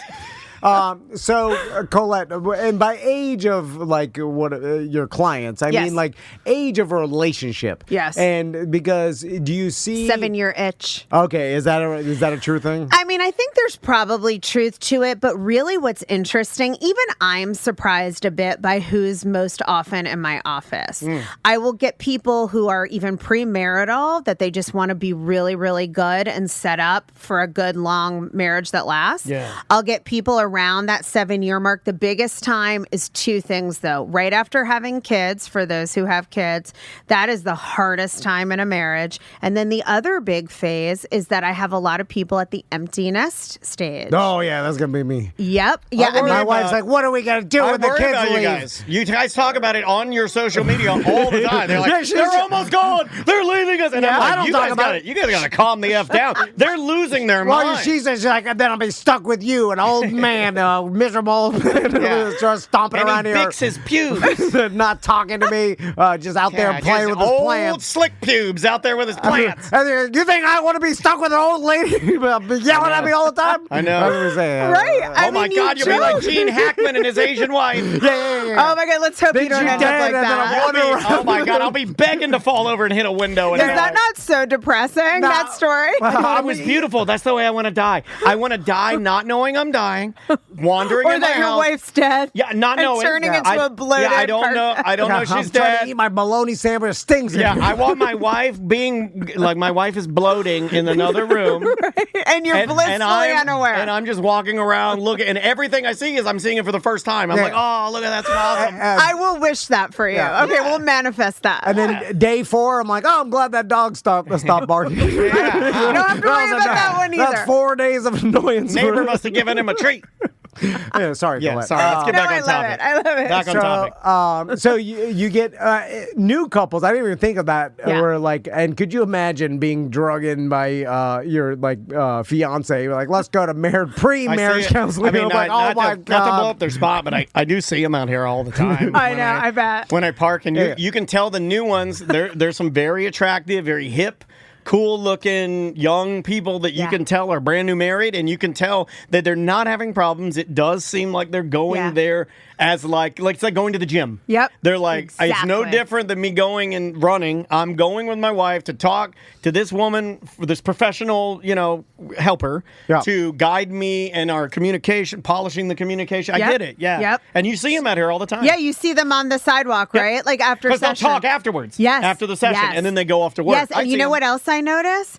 That I joke often with clients, but it's really true. You can almost tell how good the marriage is by how they position themselves on the couch when they come in. Like when I have premarital couples, they sit close, they're touching. Yeah. Sometimes they're holding hands. There's little affectionate glances. I usually 69 my wife on a new couch. I have to do it. I have to that hasn't happened yet in my office. It's fully but never clothed. say it's never. A fully clothed 69. That's how they just lay together. Yeah. They sit and talk to you. I find if it's difficult for you to hear me, I will angle my mouth so like out of her bush. So I'm pretty sure that would violate the counseling code of ethics. But you know what? There are Well, then maybe you're not the person for me. Maybe I need to find somebody that will take Can't me hop as I am. over next door. I need somebody who'll take me as I am. So, Colette, people ask me all the time for marriage advice because I've been married so long, right? How many years have you been married? Somewhere between 15 Did you say, and 18. I got you. Why? I think like 17, maybe. He's close to 20 18. years. Okay. And nobody asked him for marriage advice. But I'll play along. That's never happened. Why not? I have been married for 17 years. No one's ever asked me one time. Yeah. And you guys are One tight. time. I mean, you argue like you fight like dogs, but I also feel like you pump like dogs. I feel like There's I feel something to that too. I feel like they love hard too. I feel like you love hard. Yeah. And I usually tell them this. It seems by just evidence of me living that it helps if your wife is like put off by your general personality and who you are as a man. Yeah. It's a strength if your wife thinks you're disgusting. Is that Or not disgusting. She's just annoyed by your point of views and how you go about things. Yeah. And where you put things and the constant asking her where things are. Yeah. Gene Hackman. Well, and actually, there's a name for that. And they lived to Romeo and Juliet. Did we just have her in to figure out that you and I are just versions of Gene Hackman? Yeah. A sadder Romeo and Juliet. Yeah. Fast poison was easier to swallow. Anyway, so what do you say about that? Where Opposites? Being too lovey seems suspicious to me. Like when a couple, especially an older couple, they're like hugging, affectionate all the time. They're not There's a yelling at couple each in other. town. There's like a pseudo famous couple in town that are a little older. Yeah. And they are on social media actively. And they're always lovey-dovey a little bit. Yeah. And it angers Oh, me. yeah. If you see a couple too lovey-dovey on social media, they hate each other. All right. I mean, that's just all that highlight reel BS. Yeah. You know, that I think there's the thou doth protest too much. Yes. I do think there are couples that are genuinely loving and affectionate, but you know what you're referring to is a real thing. Normal marital hatred or normal marital contempt. And therapists will joke about it. You know, there is something to you live in this great degree of intimacy and you get to know someone in some ways more than you even want to, right? I mean, you joke about being in the bathroom, but we do see our spouses shaving and clipping and trimming and farting This and guy burping. bicks it down. Yeah, I say this to every guest. telling people Well, that. I'm stopping it. It stops Twice today. a week, you tell people. Yeah, you bick it Strangers. down twice a week. There's our neighbor. No one should do that. No one should. No I have to grown walk man. past our neighbor. There's no mystery. No grown man should do that. No mystery. No, it's my personal preference. No, Just it's leave disgusting. me alone. You don't bring it out anything else. I don't bring up your personal hygiene habits. But Sorry, we Colette. get I don't wash my hands after I go poo. Oh my God. I don't. You don't really And I'm need sure to. I your feel. wife Because how loves much that. poo are you Yeah, getting? because I don't wipe. And I'm sure that's your wife's favorite quality. But seriously, even if we take the bathroom part out of it, people are annoying, right? And so you get annoyed with anyone you have that much intimacy with. You love them, you feel comfortable, but they get on your nerves. So there is a real thing to just normal marital, like, do you have to chew? I mean, my husband's like, am I allowed to eat? Can I breathe? Am I breathing the wrong way? And there's something to it where I'm like, oh, you're making noise, right? Yeah, you're snoring too loud. Yeah. So I do think that this can be just part of, it is just What if part just of a like normal. every idea that comes out of her mouth is just like, it's so stupid? Yeah, What if yeah. I'm like, another Yeah. dumb idea again? Well, so Colette, let's talk about, and you brought it up at the beginning, like traditions and in what we look at marital traditions in the United States may not fit what like is good for your own human psychology. Right. And it's like there's one standard tradition that everybody should shoehorn themselves into, and that seems ridiculous, you know? Like even I knew a couple and they were married for a long time, 30 years. And they lived in separate houses. Yes. Like, because they met each other and they lived on the same street. And then they decided just to keep their separate houses. this, Yes. and they would stay together sometimes or whatever, but they would sometimes just live separately, and it worked for them. So why not? And then, but people would be like, "Oh, well, no, there's something weird going on." Judgy. And yeah, and it's like, what are you talking about? And they lived a happy marriage for 30 years or whatever. Yeah, and it's unfortunately, like homeschooled kids, we gotta make fun of you. I'm sorry. I'm not. Even if it works for you, you're weird, and I have to make fun of you. I don't care if it works for you. I gotta make fun of you. So how often do you see that, or even suggest to people like, hey, maybe the traditional marriage relationship isn't for you, and you should try something alternative? Absolutely. And I'm so glad you brought that up, because there's a big shift happening with people choosing to live separately, and it is working for a lot of people, but it also Sounds is weird. gay to me. Yeah, I mean, it's not conventional, right? And I think there's a lot of judgment by society still about the way things should go. But really, if it works for the two of you, a couple is an ecosystem. And if it works in your ecosystem, then there's nothing wrong with it. There shouldn't be so many rules, because think about even this. We live so long now. I mean, I'm 51, used to be dead by my age. So a marriage would last. You'd marry someone to breed children, to work the family farm and consolidate resources, and then you were dead by 35 to 40. Yeah, from a toothache, because we didn't have antibiotics. Exactly. Don't say that. So I have a now toothache. we're living to 100, and you're going to change so many times throughout that lifetime. Plus, we have people who are married second and third times, fourth times. If you're 60 years old, let's just say your spouse died and you were happily married and you fall in love again. Maybe you don't want to leave your house. Maybe you're comfortable there. And if you have the economic resources, that's a big linchpin of a lot of this. The more resources you have, the more choices. Maybe you can afford to live in two homes. I mean, I've had couples who they don't spend that much time together and they're so happy. And then I have couples who are attached at the hip. It's really about what works for you. But the number one factor really has to be that you feel safely and deeply connected to your partner in some way. And then the rest is gravy. You know, my Then wife you and is I are always nailing it. I would not. I would seriously say we are, because we're still together. I wouldn't say it's perfect. Yeah. But I would say I can't think of anybody that would rather be with you than Crystal, and vice versa Yes. with Andrea. Like, honestly, Yes. Yeah, but like, all- That says a lot. But all the time, Crystal, like I'm just minding my business, listening to my podcast, going about my day. And then But Crystal's that's how like, she is. we need to go on a date to get connected again. I feel like I'm living with our roommate. that's what I said to Andrea. That's what I said to Andrea. Yeah. And I'm like, going connected. Yeah. What I told do you mean? Andrea. I told Andrea this hip replacement. If she doesn't do something down there pretty soon, I'm gonna go in crazy. I was like, what do you mean? I gotta have sex with a bad hip. I'm losing my mind. She didn't mean sex. I'm like, I'm ready for that anytime. I'm right now. Well, my anytime. wife doesn't want to That's offer another it. thing, too. My wife's too afraid that I'm gonna break in half. I'm so weak. And then she's like, I can't do it unless I'm connected to you. And then I'm like, oh my God. God. Like a Yeah, but that's a real thing. Oh, you gotta get a That's- Navi like, I tail. gotta do You gotta get a Navi tail. No, Have I you wish seen it was Avatar? that easy. Have you seen Avatar? I I have, my but I tail don't with even anything. remember anything, but the people Avatar. were blue. It's got to be No, this. they put their tails together. Oh, for- that's right. I do remember No, that. it's You gotta gotta put be- your ass next to your wife's ass. No, I wish it was that easy. Have you tried it? No, it's got to be a long, drawn out. right. I got to make her laugh, and we Yeah. got to talk, Make like, her connect. laugh. Do You it got to all- schmooze it up. Yeah, I make my whole laugh thing. every day. You don't make your wife laugh. Yeah, but it's more than that. with It her. is more than Yeah, that. yeah. But you know what's so great, Tom? Your wife is telling you, she's communicating, and she's saying, we need a date night. Like, I want to feel more connected. Doesn't mean you're doing anything wrong, but she, first of all, is longing for connection with you, which means she still loves you and she's still invested. Told you. And then she's communicating about it.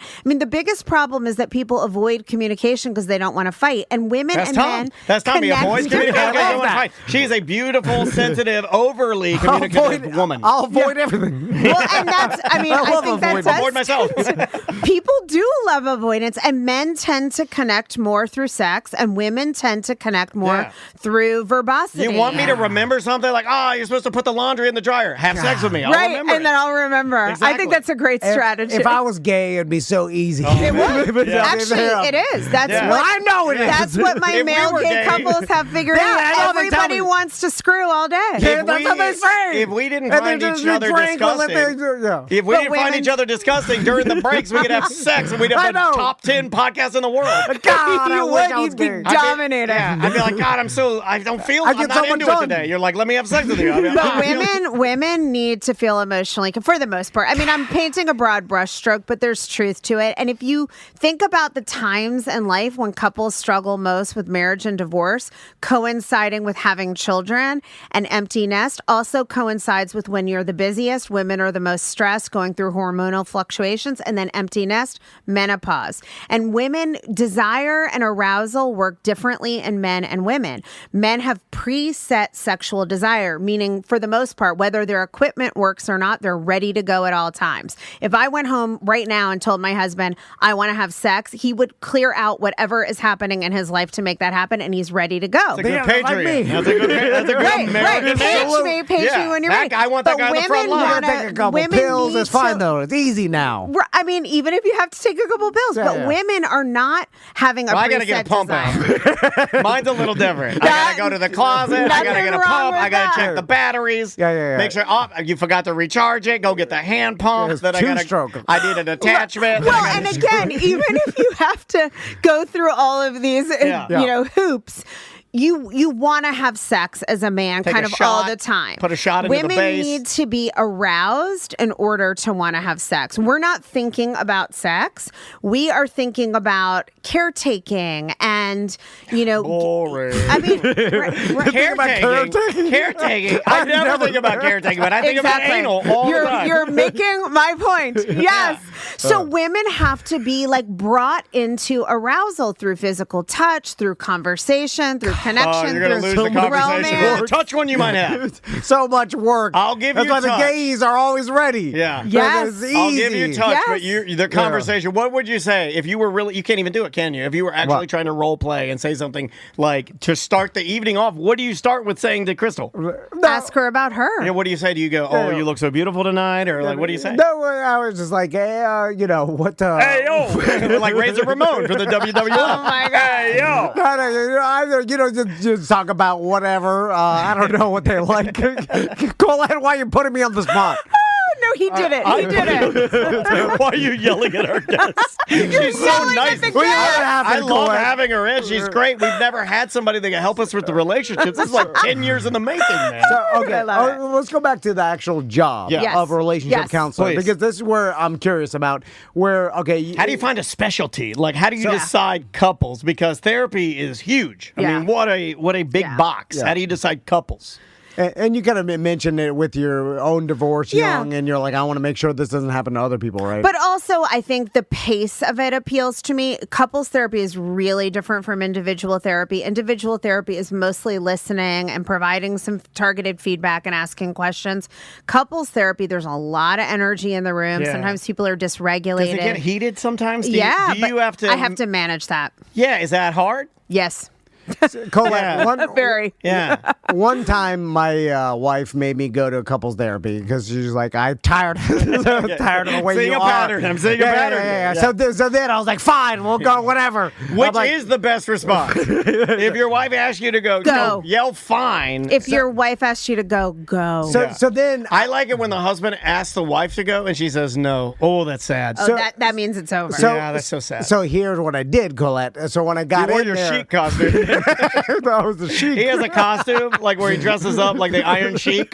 I love it. It's very racist. So when Role play is good. When I got in there, I was like, I know what this, You're like, show me your bum. Yeah, because it was another woman, and they're like, it's 2 against 1. I know what they're trying to do here. So what I'm going to do is I'm going to get the therapist on my side, and so I'm gonna lie. I'm going to tell her whatever she wants to hear. Yep. So then the therapist is like, this guy's got the goods. What Yeah. are you so mad about, You're lady? the problem, lady. Yeah. And then that's what happened, and she never went back because she was mad at the lady for taking my side, and I won. Do you have a lot of men that try to manipulate you into taking their side? Is that a thing? So I do think it's a thing out there, but I Yeah. will tell you that surprisingly, what I hear a lot from men is I thought this was going to be awful, and I can't believe how much I'm getting out of it.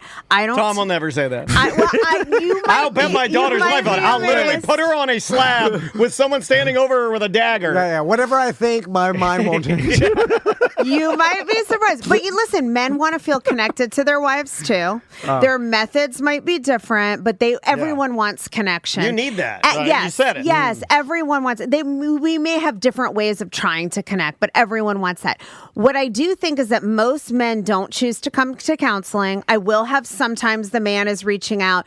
Usually when like there's some kind of crisis, there's been infidelity or something, or he doesn't want the relationship to end and thinks it's at risk. Gotcha. But for the most part, it's women. And then I don't take sides. It's about really facilitating understanding what's happening more deeply inside of you and how you can articulate that better. So if anybody feels judged in my office, I would hope they would feel safe enough to tell me that, because that should not be happening. Gotcha. So, Colette, when you have clients and they come in, what is the frequency that you usually suggest to people? Yeah. Like, is it once a week, once a month? And then how long? And then is there I like to go about every 3 hours.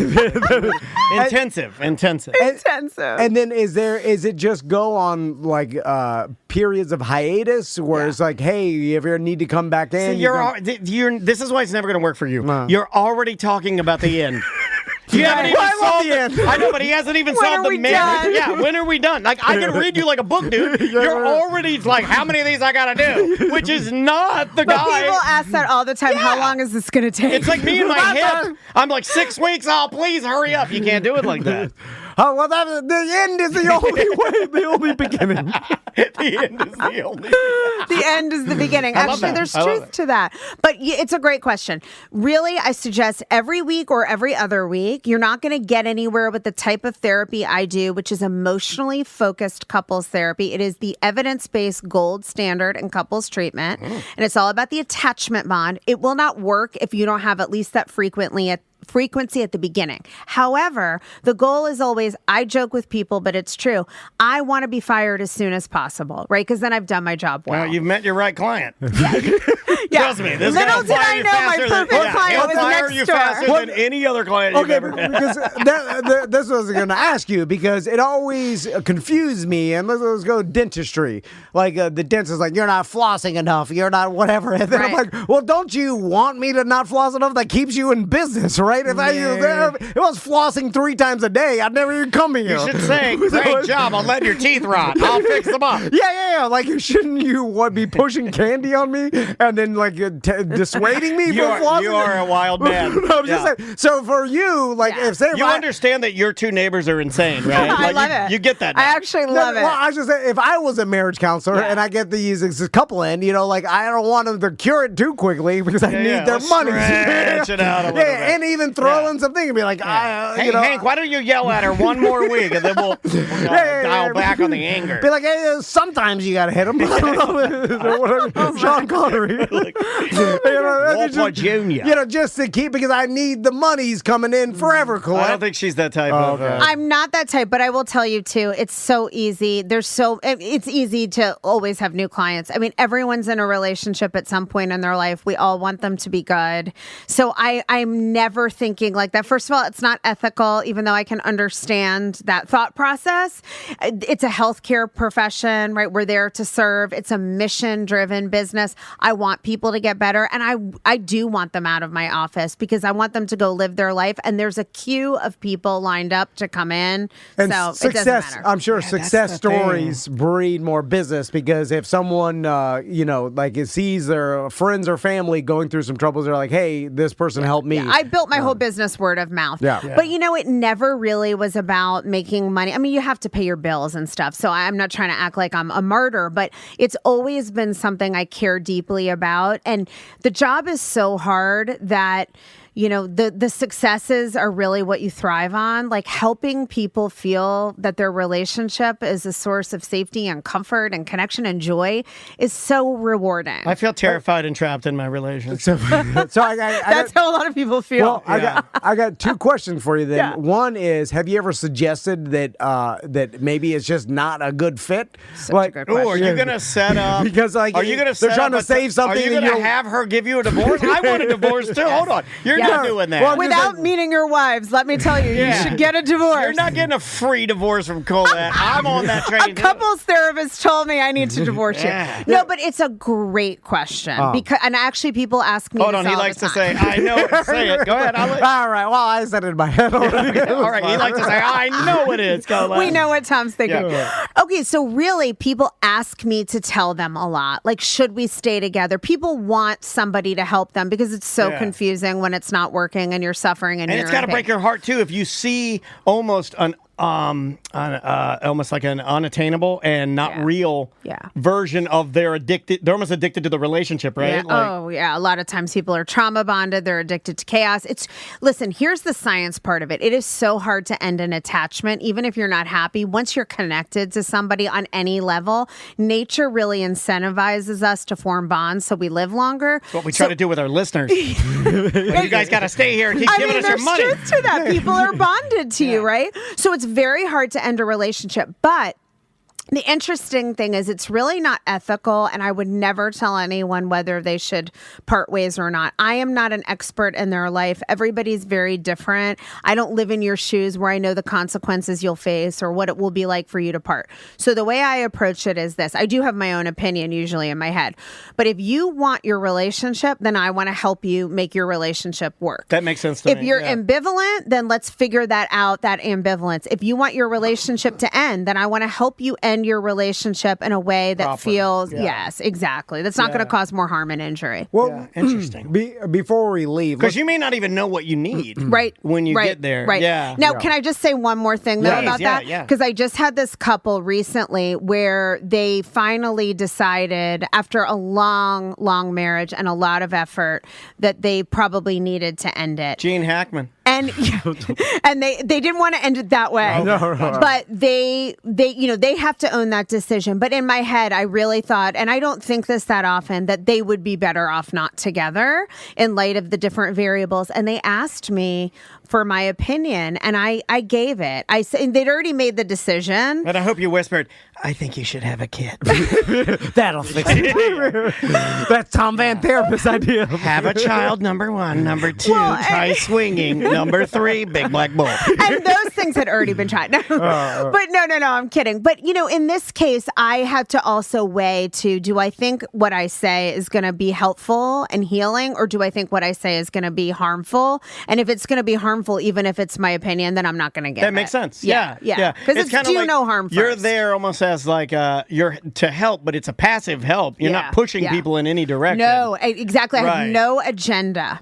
So Interesting. What's interesting to me is I always look at the broad, the societal look at marriage and like we know the stats, right? So Yeah. it's like 50% of marriages Don't work out. and you're like 50%, Yeah. and we keep Coin doing flip. it. We have and it's Coin like flip. in what other Insanity. in what other instance in society does we keep doing something where 50% of the time, like, how ridiculous that is? But I Like, think that's a lot. We're Right. not talking like 20% would still be a lot, but this is half. But to me, it shows you how rare and how truly unique and precious a good relationship is. I agree. Because so many people idolize it. Even to this day, it's still got that much legacy power, right? Yep.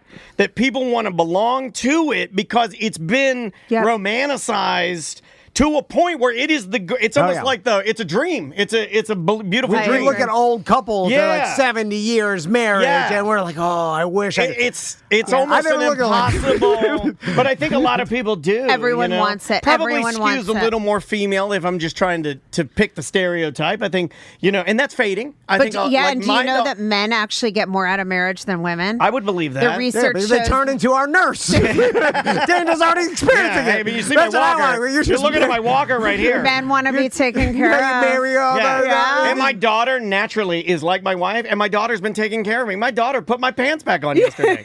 God bless her. She's 9 My years wife's old. always like, she's like, what are you? It's gonna happen. I'm living with a old man with Alzheimer's in here that forgets who he is all the Gene time. Hackman. And all roads lead I'm back like, to why are Gene you thinking Hackman. like that? I'm like, that's what you're looking forward to.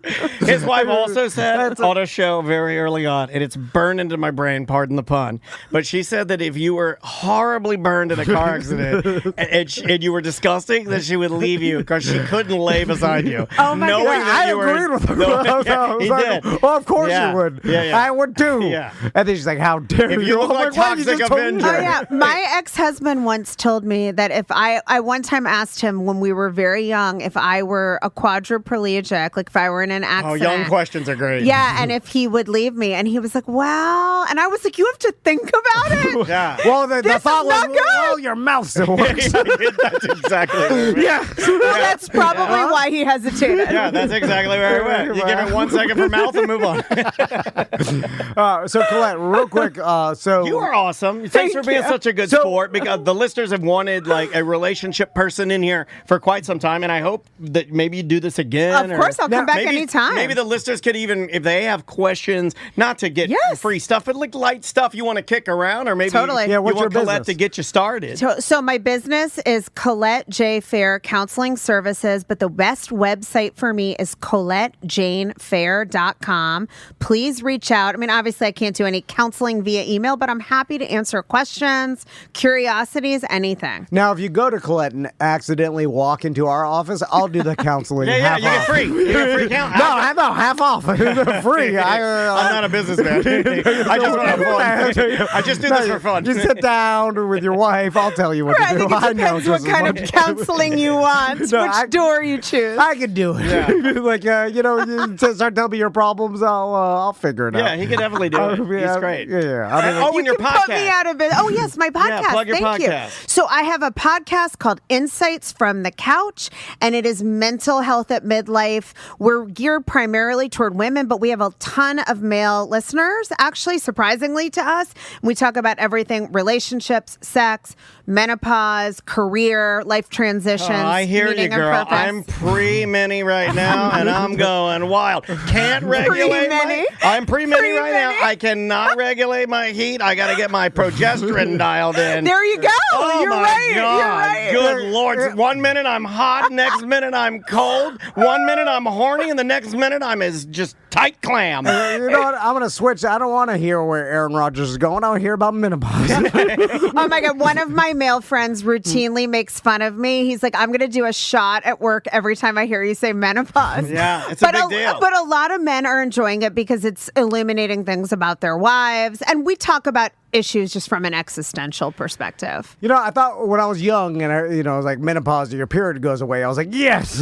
I did but, then, too. Right. but then you're But like, do you have no it sex drive? It comes with a bunch of. I thought menopause was Asian Santa Claus or something. Like, hey, menopause. That's the dumbest thing I've ever said. No, I think it's hysterical. Thanks so much for coming by. Yeah, We appreciate you. Thanks for being our neighbor and putting up with Daniel's Yeah. bullhorn Scream. every Oh, day. yeah. It was- I love knowing what the noises are about now. We'll give you a bullhorn blast on out of here. There's some weirdos that will come in here and walk out here. we've had just we've had Jelly Roll in here. Are you familiar with country music yes. superstar? Did you know he eats his boogers? Oh my God. Shut up. At the UFC fight, tell he was everybody about it. behind our current president, Donald J. And Jelly Roll back there just housing boogers. Wow. I'm sure Jelly Roll will love the fact that Yeah. you're talking about this yet again. We had him in here. I talk about it every day. I have to. love it. Just like my big pubes. Yeah, there's two things that really bother me: you picking your pubes and Jelly Roll eating boogers. We'll send Jelly Roll over next door if he needs help with that. Let's reverse it. Let's have Jelly Roll pick his pubes and you eat your boogers. All right. We got to get out of here. Yeah, we Colette, do. thanks again. Thanks for having me. And Bye, guys. We will see you tomorrow. Welcome to A Corporate Time with Tom and Dan. I'm Tom. I am Dan. I'm not losing my voice, I promise. I don't know what happened there. But hey, we are live on Twitch and YouTube. We'd love it if you join us. Just head on over there and search for @Tom and Dan Live. Yeah, and in April, our BDM Appreciation Week is coming up. We're having a big celebration, BDMs only, on April 19th. You know, when you say celebration, it makes me think of like Disney World. Because they Well, have kind of locked down the term celebration, you know? We've got live music. We do. We've got a whip show. We do have a whip show. No. We have a beautiful little bit woman. magic. We have a beautiful woman, illusionist and magician. Oh, good. And scientist that will be making her way to an undisclosed location to put on an erotic whip show. yeah. It's an erotic whip show. Then Silver Linings Band is going to play after. Yep. It's going to be an awesome event, and you got to be a BDM to be invited. So if you're not a BDM, you can sign up at TomandDan.com, and we will send out another invite. Like everybody, all BDMs currently know, but we will send out another invite probably a week before the event. And if you want to sign up, it's TomandDan.com/registration. You can sign up and be a part of the party. Yep. So in the studio with us, Jeff Howell and Casey Howell. Hey, How you doing? How are you guys? Hold on, let's see if this thing's working today. Oh, is it not? We didn't break it. Hey, it is working. I like to start everything with a song. Sure. Let's give them a song, ladies and gentlemen, to Jeff and to Casey Howell. Oh, yeah.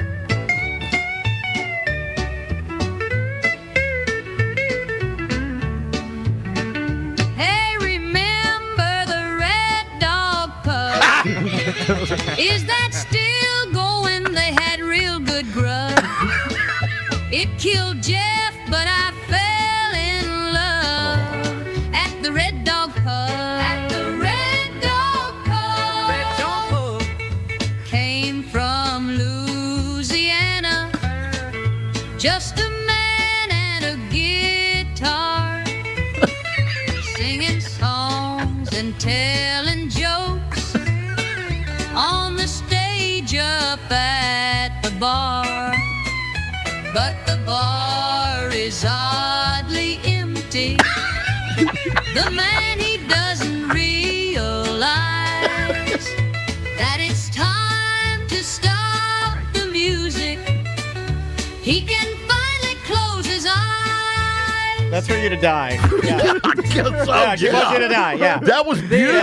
ChatGPT, at the end of the song, ChatGPT was like, it's time for the music to be over. He can finally close his eyes. Yeah. He can die. He can Oh, die my now. God. Now rest save that that one you've for earned. me. Say, Okay, I know I'll that send it cost to you a lot of money. I'll I'm send sorry. it to you. No, I'll send it to you. It's free. It's free. Tom gave me the credit card, and I bought the biggest Oh, package. believe me. Yeah, write that I off. know. Yeah, I can write it off. Yeah. Yeah, he thinks that I'm never really mad at him, but How are you guys doing? Good to I'm see you great guys. now. Yeah, Yeah, so that much was better. for Casey. that is like, do save that for me if you I will. will. Please. Yeah, I'll give it to you. Yeah, for Hey, sure. I got a couple of questions. Yeah. real quick. Please, please. Y'all just did the swingers thing. Yeah, Yes, yeah. yes. So- Did you ever dabble in that? No, never did. Not my thing either. Yeah, not my. Yeah, I'm not anti it. Those are sweet people. But Yeah, No, no, I think just talking I about just it don't. with my dad. Yeah, I didn't think about that. Not I'm my sorry. thing. I'm sorry.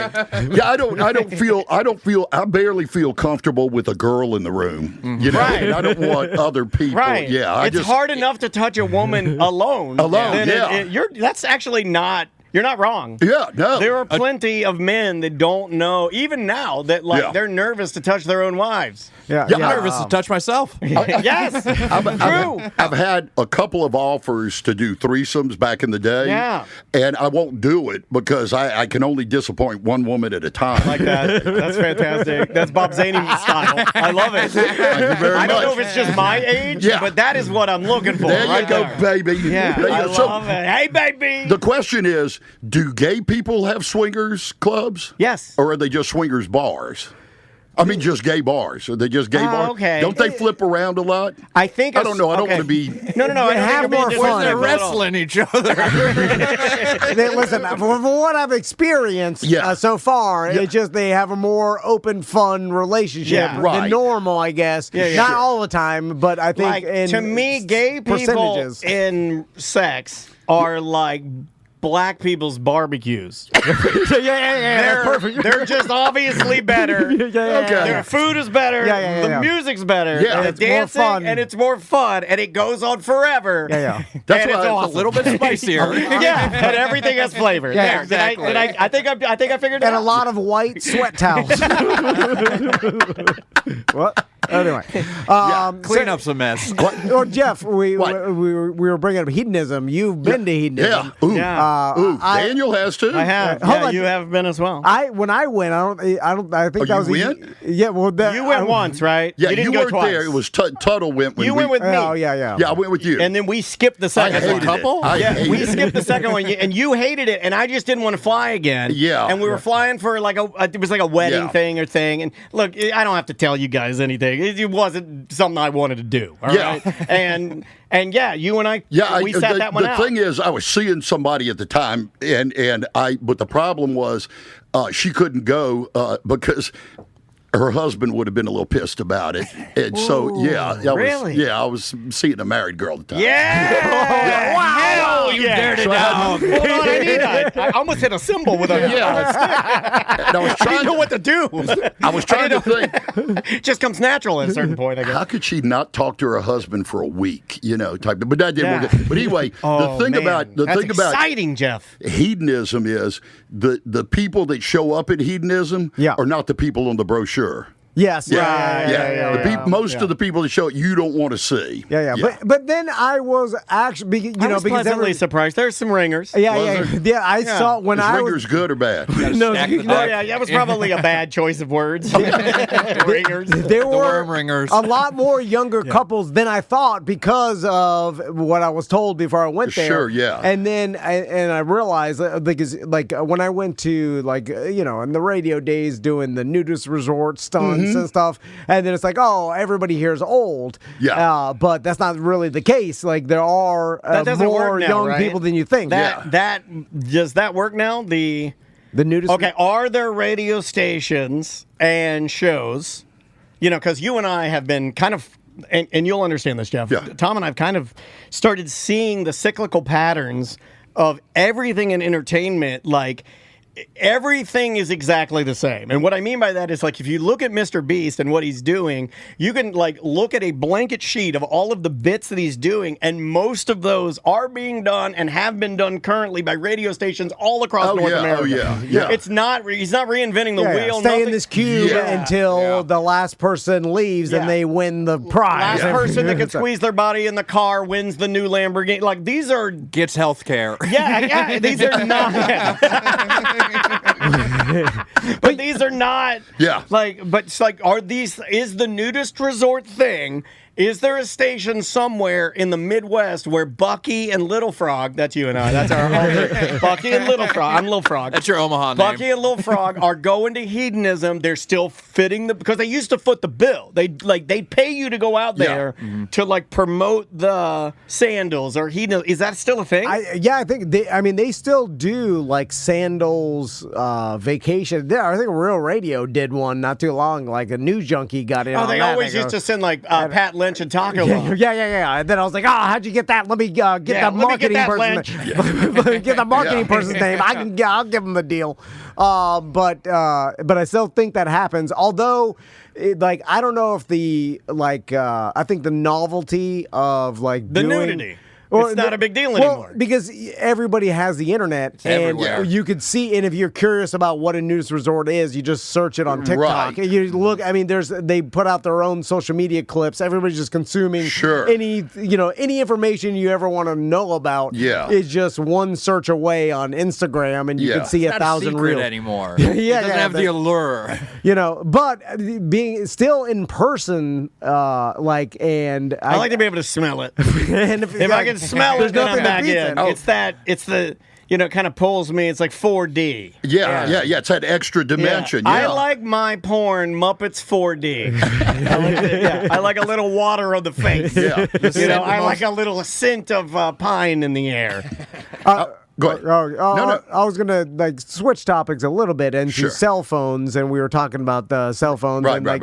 some And then people. don't forget, I got to ask if Jeff remembers a certain person. Oh yeah. So the it's been a thing because we were talking about like cell phones and flip phones, and Yeah. your brother Yeah, still has a a flip phone. Yeah. My dad died with a flip phone. And- loved it. Loved his flip Yeah. phone. Oh yeah. So Crystal has been telling me, she's like, maybe I'll just get a flip phone because she, like, a while back she deleted or it removed social media from her phone Sure. because she was like, I feel I get trapped in it. Right. I start checking it and then I start It's not scrolling. a bad idea. And And then she's like, it's the equivalent of her telling me to take her popcorn away because she can't stop eating it. You have no self-control, which I do bring up. Addicted to popcorn or Instagram? I'm like, just don't click. You have to delete now, it from your phone. Now, is she doing the popcorn during the Instagram? Do you take both away at the same time? And then, what do I do with my hands? Yeah, what do I do? And then every once in a while, I'll send her a reel that I think is funny. Don't do that. That's mean. And then she's like, I can't. And then she'll re-download it. And then she's stuck again. Yeah. Then she's Why like, would you do that? That's not supportive. Like right now, You're my wife's cruel. doing macros. You're supposed to be support staff. Then she's like, maybe I'll get a flip phone just to take the temptation Sure. away. And then I find out it's a thing, and they actually sell them for this purpose because people don't want a Right. smartphone And they have anymore. secret apps on them. And So you're just carrying around a flip phone that people see, and you're like, I have a flip phone, so I don't use it. And then you go poop, and you pull up all the apps. yeah, but it's not as addicting like the scrolling and like I guess it's just the getting stuck in the stuck in the Sure. scroll, you know. Which does that happen to you, Jeff? What? Like, You get stuck in the scroll of TikTok, you- Instagram. No, Reels. I don't go to that side of Facebook. I just look at my stuff. Okay, but You've always kind of been that way. Always listen to your own music. Yeah. Always I like- literally post my gigs and then I leave it alone. Now good. he is social media. How many months are you in social media now? Oh, like 3 or 4, maybe. Yeah, he's never done it. Really? I'm a newborn. That makes me Yeah. want to hug you. The Yeah. fact that you're almost like a virgin. I feel like I almost Almost. feel like I should slap it Yeah, out of your right. hand. Yeah, but you I know- feel like I should slap it out of your hand and go like, "What the hell are you doing? Don't get on it." So Jeff, this is a father question. It's like because- getting on drugs. Yeah. He got me into the drugs. He got me my I first know hit. he did. Yeah. And he made you a musician? So- what? I know. An entertainer? I feel horrible. Like us? Yeah. Bunch of trash bags. I feel horrible. Well, I remember God, my daughter's Casey, becoming an entertainer too. Is she really? She's dance crazy, and I'm like, you're gonna starve, you whore. I remember when you were young, Casey, where you'd be like, Yeah. you know, and Being funny, taekwondo crazy. you didn't grow up with smartphones Video games. and social media and Yeah. stuff. So I mean, and that's such a gift that you were able to not be like your brain didn't get Immersed addicted to in a it. screen. Yeah. And we're learning a lot more now, but I do regret and I have deep regrets that like I even introduced a screen to my sons. Sure. And because we and we limit the time and stuff, but they really like it. Oh, yeah. I feel like over the years, like they just learn, and they're obviously they're going to live their lives with a screen. Yeah. And in the future, 20 years from now, I imagine it's just going to be a necessity to do business and to live. Oh, yeah. But it's just like God, if they could have grown up without it, then it would never have been a thing. Yeah. And then Delayed Casey, it or and then something, yeah, yeah. Casey like not even on social media, and so I feel like it's just Yeah. not in your brain. But once you grow up with it, your brain always wants it. Do you Yeah. still Like game? a drug. Do you still game at all? Because you were a gamer growing up, right? I game a fair amount, and I did have social media for like a very brief time in college, maybe about no. I'm 3-4 weeks or something. But I just noticed that it was not good for me. I immediately got sucked into it, and the Yeah. addiction happened like overnight. And I was like, "Oh, this is terrible. Yeah, I this is gotta, not good." I gotta break away from this." So you recognize it immediately, and then you're like, I'm done. Yeah, like I dabbled in crack. That sounds very wasn't much. addicted. No, but it sounds very much like something your dad would do. He Like had walk away. Yeah, Yeah. you've done that before, and you've always been able to do that. Like I don't. I tend to be a little more like Crystal, where I have to hand the brownie pan to Andrea and be like, "You gotta get these out of here." Yeah. I'm not in control anymore. Yeah, I'm out of control.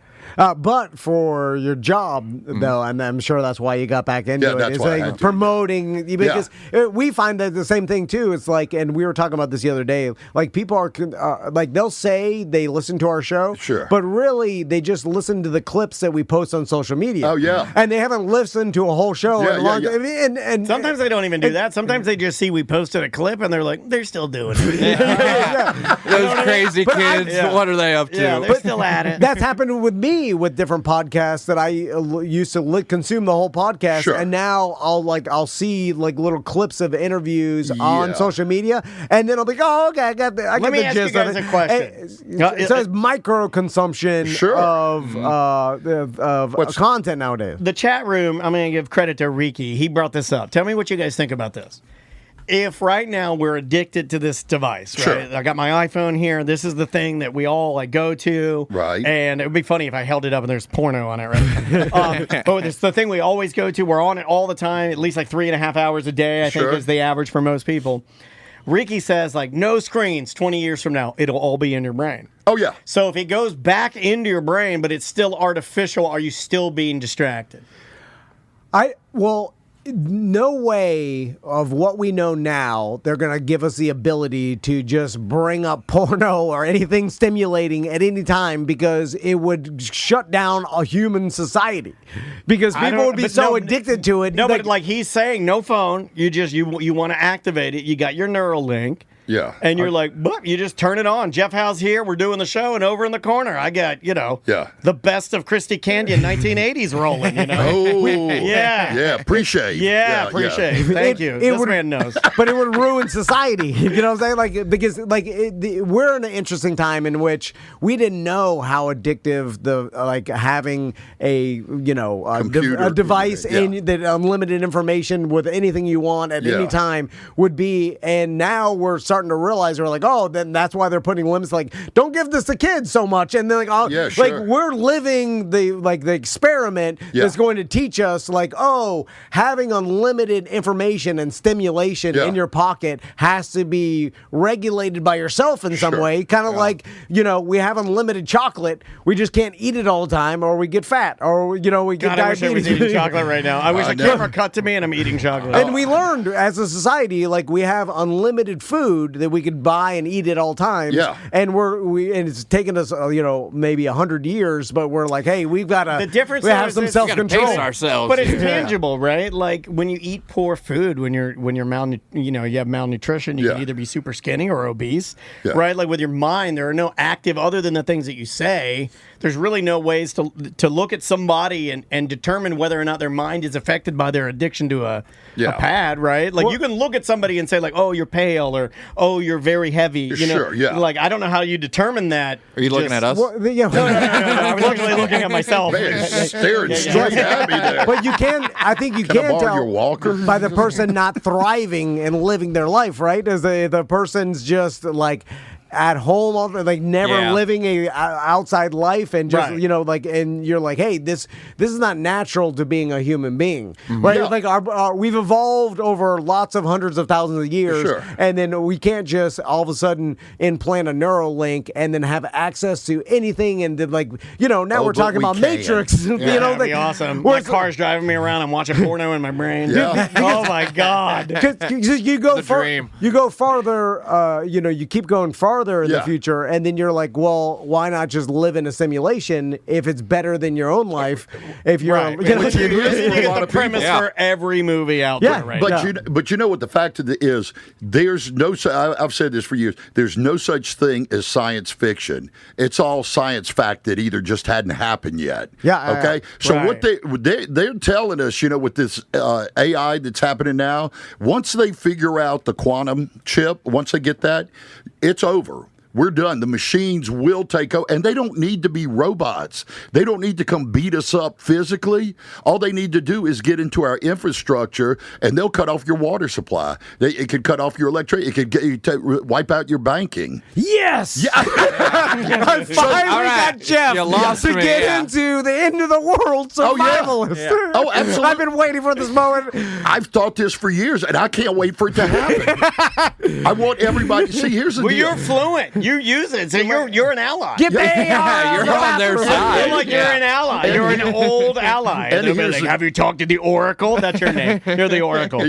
Here's the deal. Here's the deal. So I know it's coming, and so I truly believe that eventually robots are going to wipe out humans, and they'll be, hopefully they'll be. And great. they'll be right. Yeah, they will be right. But I did invest a bunch of money in NVIDIA because it's going through the roof right now. Oh my God, and that's the AI chip. Yeah, that's a big one. You could. like you can't control what's gonna. This is how I look at it. Yeah. You Are you can't going to use one of your Dr. Phil phrases again? You can't control the future, but you can't control the past, okay? But you could be even if it's like not the smartest way to look at it, but You may not be the strongest frog, but you can still do the backstroke sometimes in the creek. You know what I'm saying? You could be ignorantly optimistic about the future and just be like, man, maybe by that time, like a lot more smarter people than I am are gonna look at this and be like, this is not like. I'm looking at the world right now, and I keep saying, where are these smart people who are going to fix all this stuff? And I'm not seeing them. I'm not seeing anyone stepping All the in. people I used to think were smart are now proving themselves not to be. I pulled myself out of that entirely. Oh, absolutely. I got 35 years, maybe. Nothing's gonna happen to that short. I'm already blowing my daughter's money on surgeries for my ailing body. Absolutely. Yeah. So it's there's a short. I'm just going to start cutting my bones off until I fall into a coffin. Hey, let You me do ask start realizing how short of a time we have here. Yeah. Okay, let me ask you a question. Yeah. Okay, with This technology is a depressing ass segment. Let me go to mine. Because it can fix it. I can fix it. Okay. And but finish your thought, and then I'll turn it around. Also, I'll turn so it you around. got 35 years. You know, good 32 span right maybe. there. Yeah. Yeah, that does some hard living there. Do you think we could get a Tom and Dan coaster that actually lies flat on the table here? Oh yeah. It's And that's empty. That's an empty bottle. So we bought 6 paper coasters, and we've been using them for 9 years. This is amazing. It is amazing. It's like a game from Warner Brothers or Milton Bradley. It's like dump your drink. That's the new game that we're playing. All right. How old is that big cone that Jeff is drinking? This one? That's been in this fridge for a while. He brought that from home. Yeah. That cone of beer. Did you bring that from home? No. I think Tony Munjet brought that when his name was Raid. like pre-pandemic. Yeah. Actually, Casey will tell you, I spent about 20 minutes of your last interview going through your cabinets going, where's the goddamn bottle opener? Oh, I'm sorry. There's one up on the wall. Yeah, it took me forever. It's up on the wall. I'd already be 3 beers down. Do you remember the name Mason Reese? Mason Reese, yeah. I knew you'd remember. Who is that? He was the little boy from the deviled food, the deviled ham Oh, commercial. that cute kid. Yeah. So I'm gonna play a commercial for you, TC. This is called Tom. This is called Dan and Jeff's Blast from the Past. Okay, well, all right. Old man. I got to turn on the net here so people can see this. Hold on. Let me see if I can get this to work. So the everybody can kid from see the this. Little Debbie. No, not Little Debbie. Deviled. Deviled ham. Deviled ham. You like deviled ham. Yeah, You should know. yeah. Okay. Actually, so, I did too. yeah, I love deviled ham. It was, My dad. but it was so small. I mean, you couldn't hardly get Well, it. you mix it with mayonnaise. I didn't mix mine. Well, just here. Okay, this is Mason Reese. This is him. I do remember. Cute. All the way back from this kid. He did commercials everywhere. Here we Yeah. go. There's 2 good things about today's high prices. There's a lot less bags to carry in, and we get more in with deviled ham. You know why? When Mom mixes a can with relish, mayonnaise, and celery, we have 4 meat sandwiches. I'm gonna pause. Well, let me back it up. I'm gonna pause it so you can see him. He's got the cutest little red Dutch boy hair. Oh, yeah, little Dutch boy haircut. Yeah. And he's got a little old man face with a dimpled chin, and he's just as cute as he can be with his little train conductor overalls on, a little orange Yeah. shirt, and then he's talking about the devil. And then here he's gonna Does continue. he have like the Hezbollah disease? He might have Hezbollah. Yeah. He might have Hezbollah disease. Yeah. Because that is a gross. Yeah. For under $1. Or you can use egg salad or pineapple and still give your family meat and save money. Here's his big phrase. Wow, 4 meat sandwiches for under $1. Wow, 4 meat sandwiches for under $1. Okay, here's the fascinating thing about Mason Reese that I wanted to bring up to you. Why did Mason Reese is still alive. Yeah. In 2019, Mason Reese started dating an adult film star that is on OnlyFans. All right. And Mason Reese, I'm going to pull him up right now so you guys can see him. Okay. Don't tell me he's handsome, because all those cute kids grew up to be goofy looking. adults. And my computer shut down, so I don't. There he is now. Oh! Same haircut. He looks exactly the same. He has not changed his hair. He has not changed. He is in his 80s, I think, 70s. Wow. He That is shows not. He is still active. This is my white whale. I want to talk to Mason Reese. I want to talk to him. Why he's dated a porn star. They just broke up. Yeah. Aw. He does a podcast. He's done multiple commercials. He tells a story about being on. He was on the Howard Cosell show. Yeah. They had booked him, Mason Reese, and Howard Cosell, and they booked Evel Knievel. No. Mason Reese is on the panel with Evel Knievel. Howard Cosell asked Mason Reese, "What do you think of what Evel Knievel does?" And Mason is a 10-year-old boy. He goes, I think it's crazy. He's broken all these bones. It's very scary. Yeah. And then they get done with it. Evel Knievel grabs him by the shirt off camera, bashes him into the effing wall, and goes, "Don't you ever effing talk about me and besmirch my name on TV, you punk!" And yells at his 10-year-old little red-haired boy. Is that why he looks like that? Yeah, Evel Knievel beat up red-haired 1970s Hezbollah. Like, he's banging them at the Howard Cosell show. Isn't That's that a true story.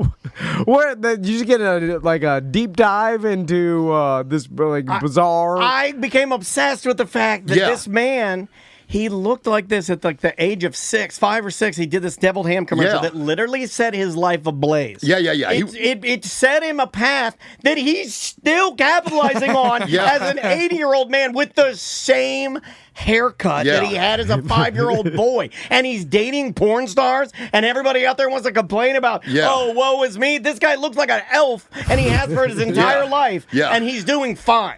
Well, he's killing it. Apparently, 4 meats in one will really distort your face. His hair grows in genetically like that.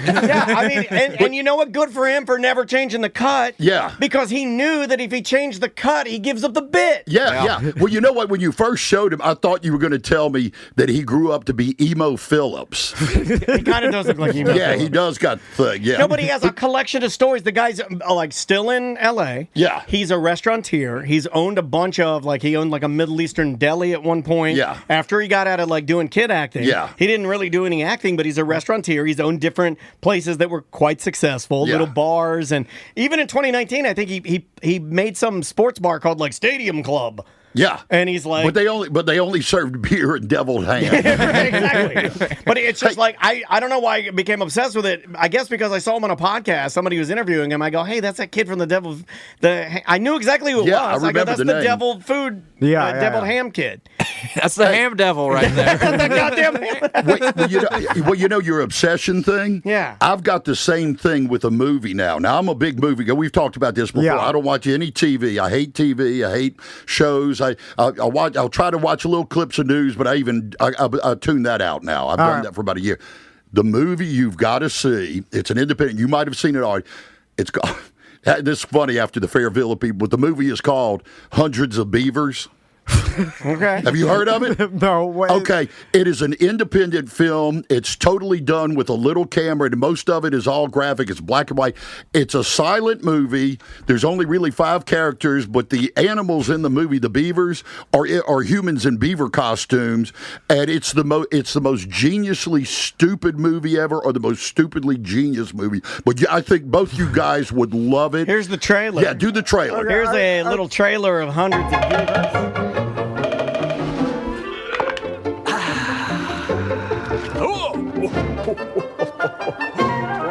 No way, Jeff. That was I'm sorry, Jeff. That was the intro bit. That's Jeff, the intro I'm out. bit. I'm already out. Okay. I'm sorry, Jeff. I'm already out. Our attention spans Casey are, walked out. Casey walked out. Yeah. His son walked out of the show. Give it 20 minutes, because I will tell you this. The first time I saw it, I'm always willing to try a new movie, and I give it 20 minutes. Give it 2 hours. Yeah. That's all we're asking. Well, I was stoned. I was stoned off my brain. I did like 4 gummies. Oh, yeah. This would be great with some gummies. But it's like a Warner Brothers cartoon on steroids and acid. both at the time. Give it 20 minutes. I think both of you. There are plenty of people won't like it, but I give it 20 minutes. Okay. So I mean, right now. I'm in. You guys aren't doing anything, right? now I know you like the Three Stooges, Jeff. Yeah. This is way beyond. And here's the deal. I watched it stoned, and I went, okay, was that just because I was so high? So I watched it again, not high, laughed my ass off. Then I said, okay, I need to try. So I brought Casey in. Casey? Yep. Be nice. You know what it reminds me of? Red Green. Red Green. Do you remember Red Green? I do, but okay, Red Green is a Canadian show. It's was Canadian Public Broadcasting. Yeah.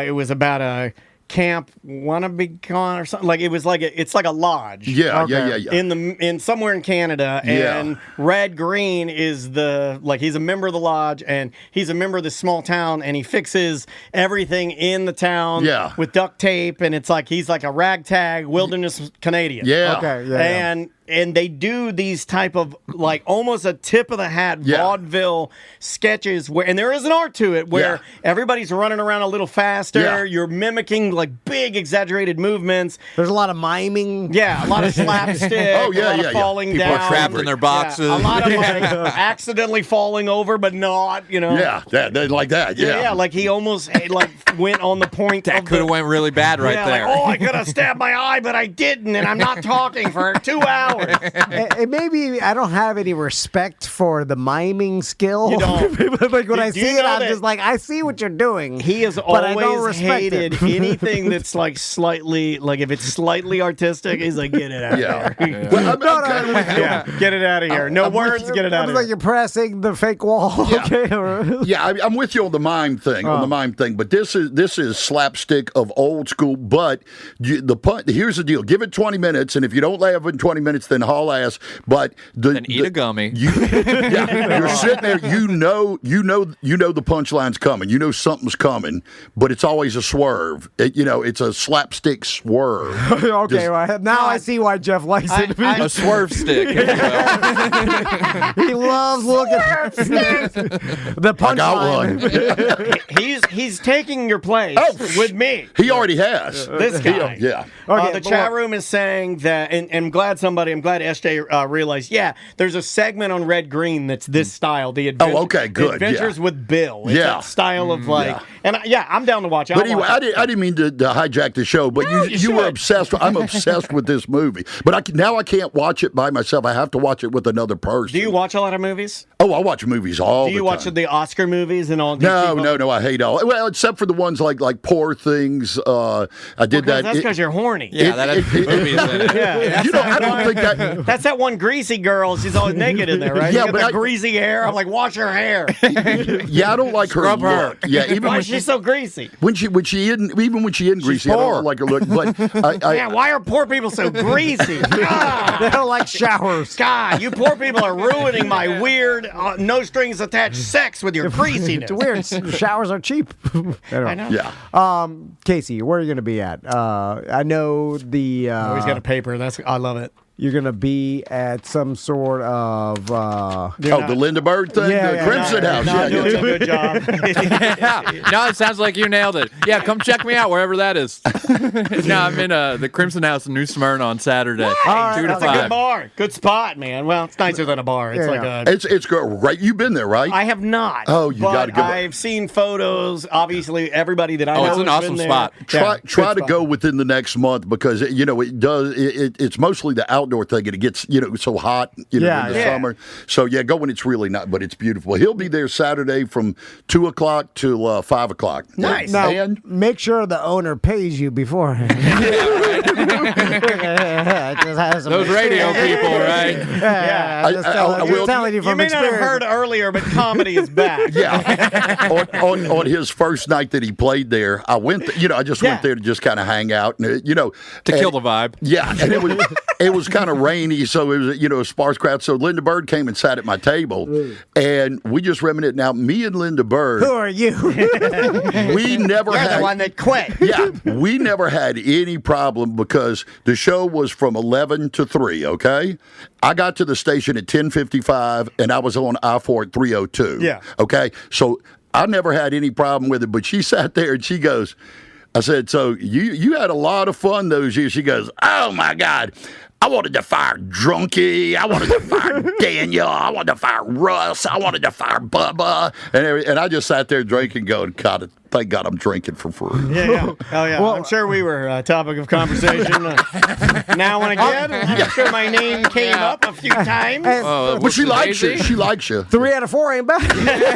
Hey, that's a song. In the top 3. Yeah. Hey, look at this guy. All right, so Crimson House Saturday. Crimson House. I think that means they want us out. Yeah.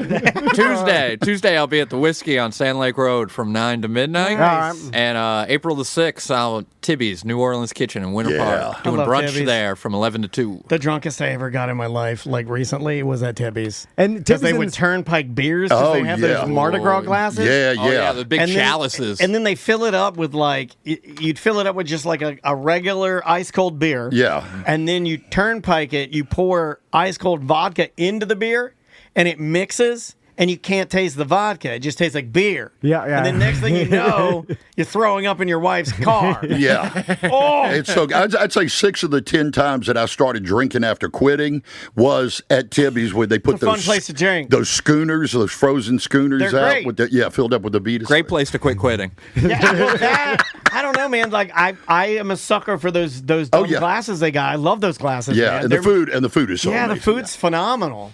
Well, Jeff, Casey, thanks so it's much good to for see coming you by. Thank you, guys. Appreciate it. Thanks Always for a blast. coming in, you guys. And Casey, where can people follow your social media to find out where you're playing?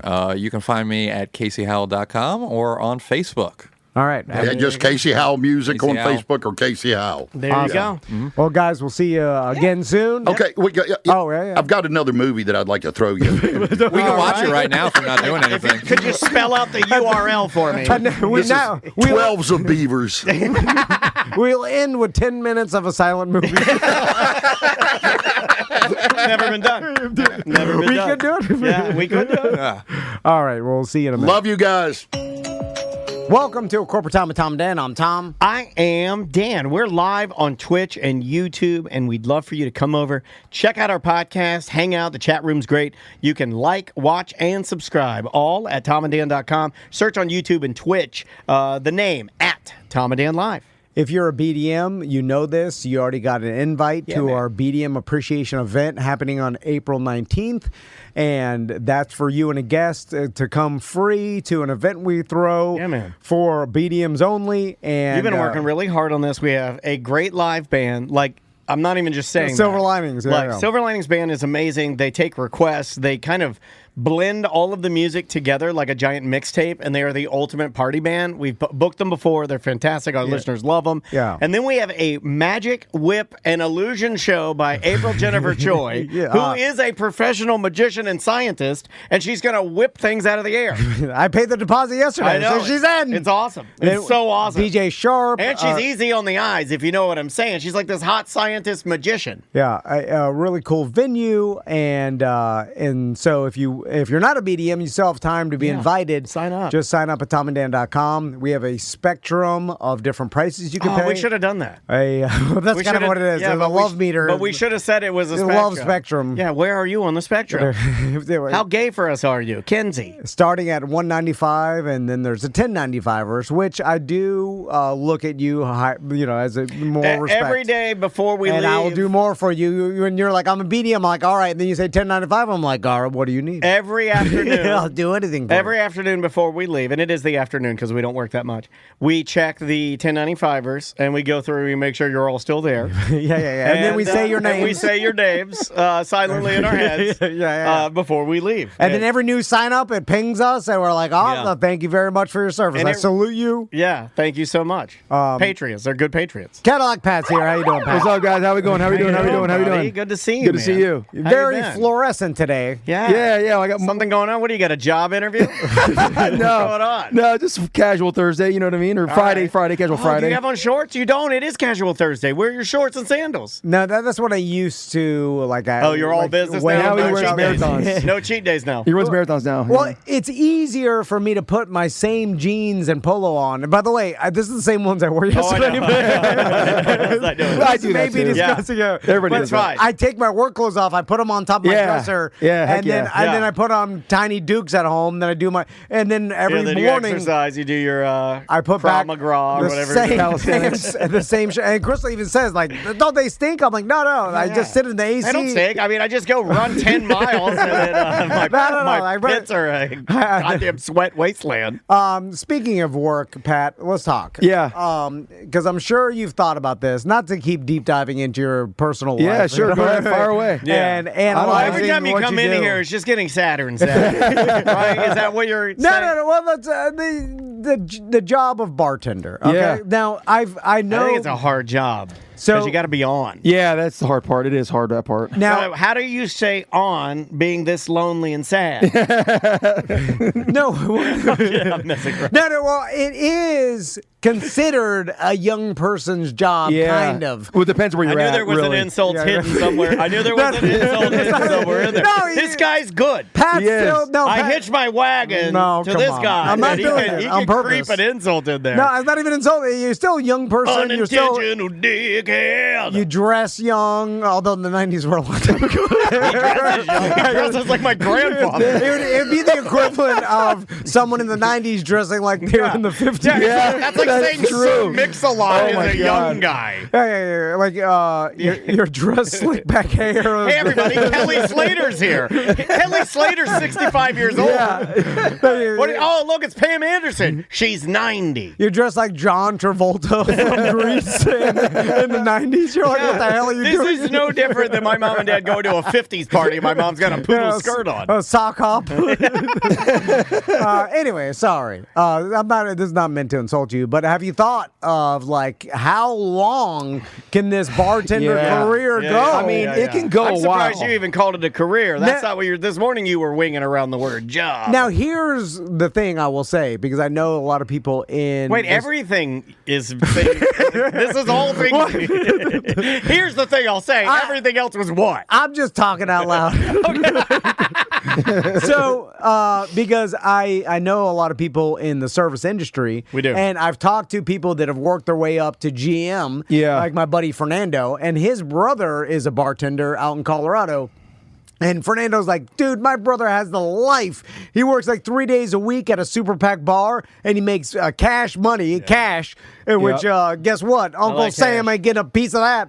And then he makes a ton of money, a ton of freedom, and the job at this point is great, easy for him. He likes talking to people. He's got a lot of normal customers, and he's good at it. He's made friends with a lot of his customers. So at work, he has a good time. And he's like, and I'm stressed the f out. The general manager of a bunch of different restaurants. Right. He's like, he dreams about retiring and becoming a bartender. And he's like, I'd do that tomorrow. Has He's he like, thought about it, or is he too far in? 'Cause Well, sometimes you get too far in. that's the thing. Yeah. And then he's I like, was at Real Radio. I mean, I was too far into. But you got out. Look at you. I mean, barely. Yeah, right? to I mean, what? I was eating barbecue in the morning and doing nothing. It was pretty easy. What am Pat. I doing? I'm stressed out every day. Pat, I could have taught you how to. I dream about radio. I was like, I just searched fantasy football. I didn't even have to talk that much. He's not wrong. I didn't have to think. I could teach you how to do it in 10 minutes. Like, Wow. honestly. Well, at least the So- technical aspect. So, anyways, so it's a lesson, and be careful what you wish for, because you start looking at jobs and like you work your way up. You're like, oh, I'm gonna work my way up the corporate ladder. And then you look back at your bartender job. You're like, I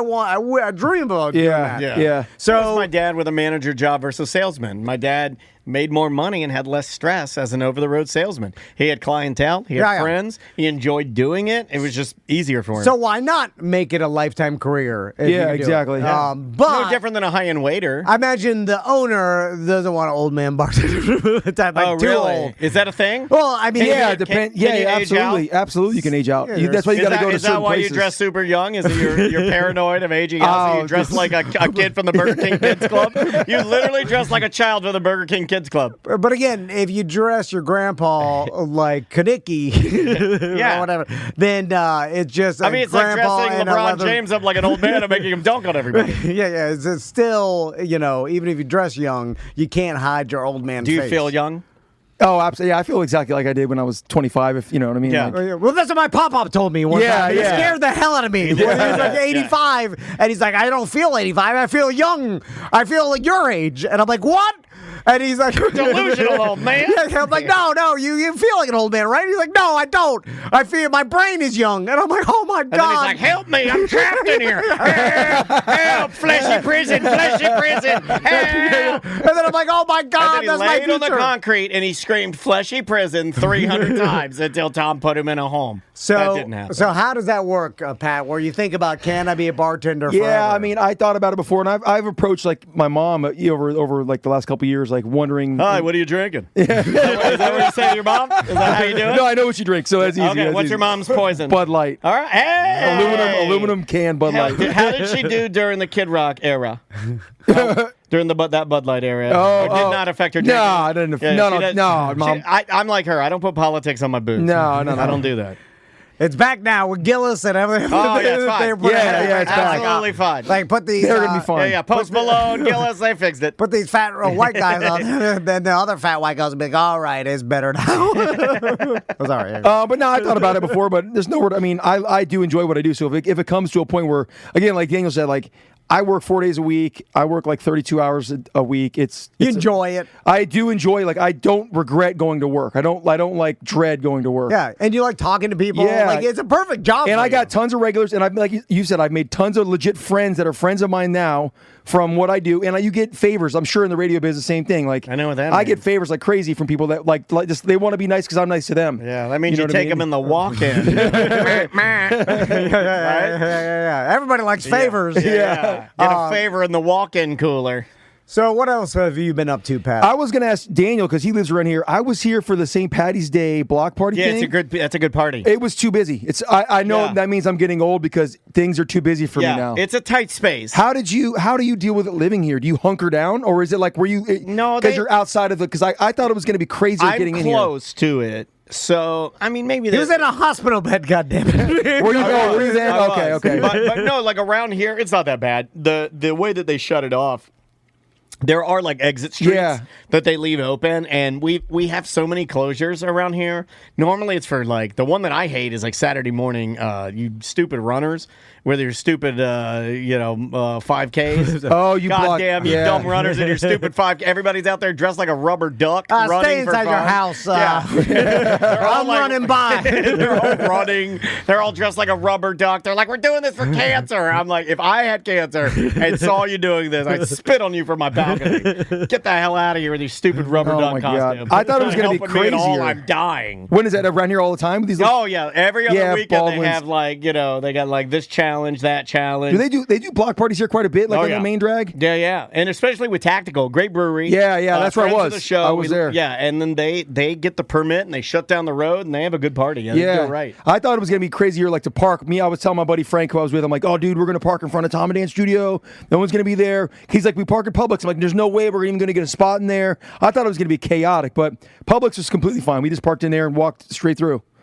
Yeah, and there are a bunch of parking lots around here, and it looks more packed than it actually is. Not because really packed. It's this is basically a small suburban community. Yeah, it's got one street of businesses. Yeah, and they just you're right. Shut that business street off, and that's how it is. It's a tiny town. It's not like that Immersion or whatever the hell that downtown where it's like 20 blocks of stuff. And they bring thousands of people. Like we're probably talking a couple hundred people. Like we got Avalon Park over by me over in Waterford. Avalon Park's like a giant Baldwin, but not as cool. Like there's no community in Avalon. There's no like sense of like. There's no like cool young people walking their dogs on the weekends. Like Avalon Park is it's quadruple the size. So they do like a 4th of July thing or I mean, I've tried to go over there. You can't even go over there because maybe there's so many more people over there in that area. Gotcha.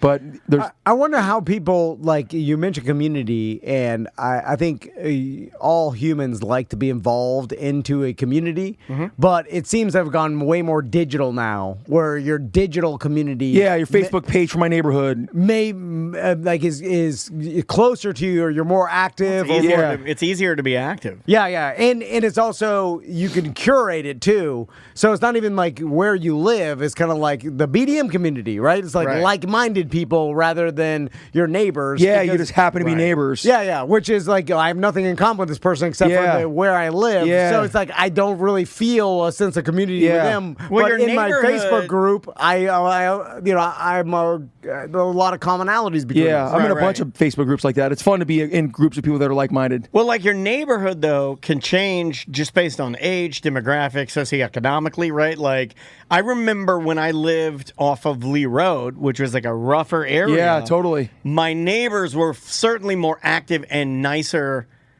Like, the poorer I've been, I knew my neighbors more. Yeah, that makes sense.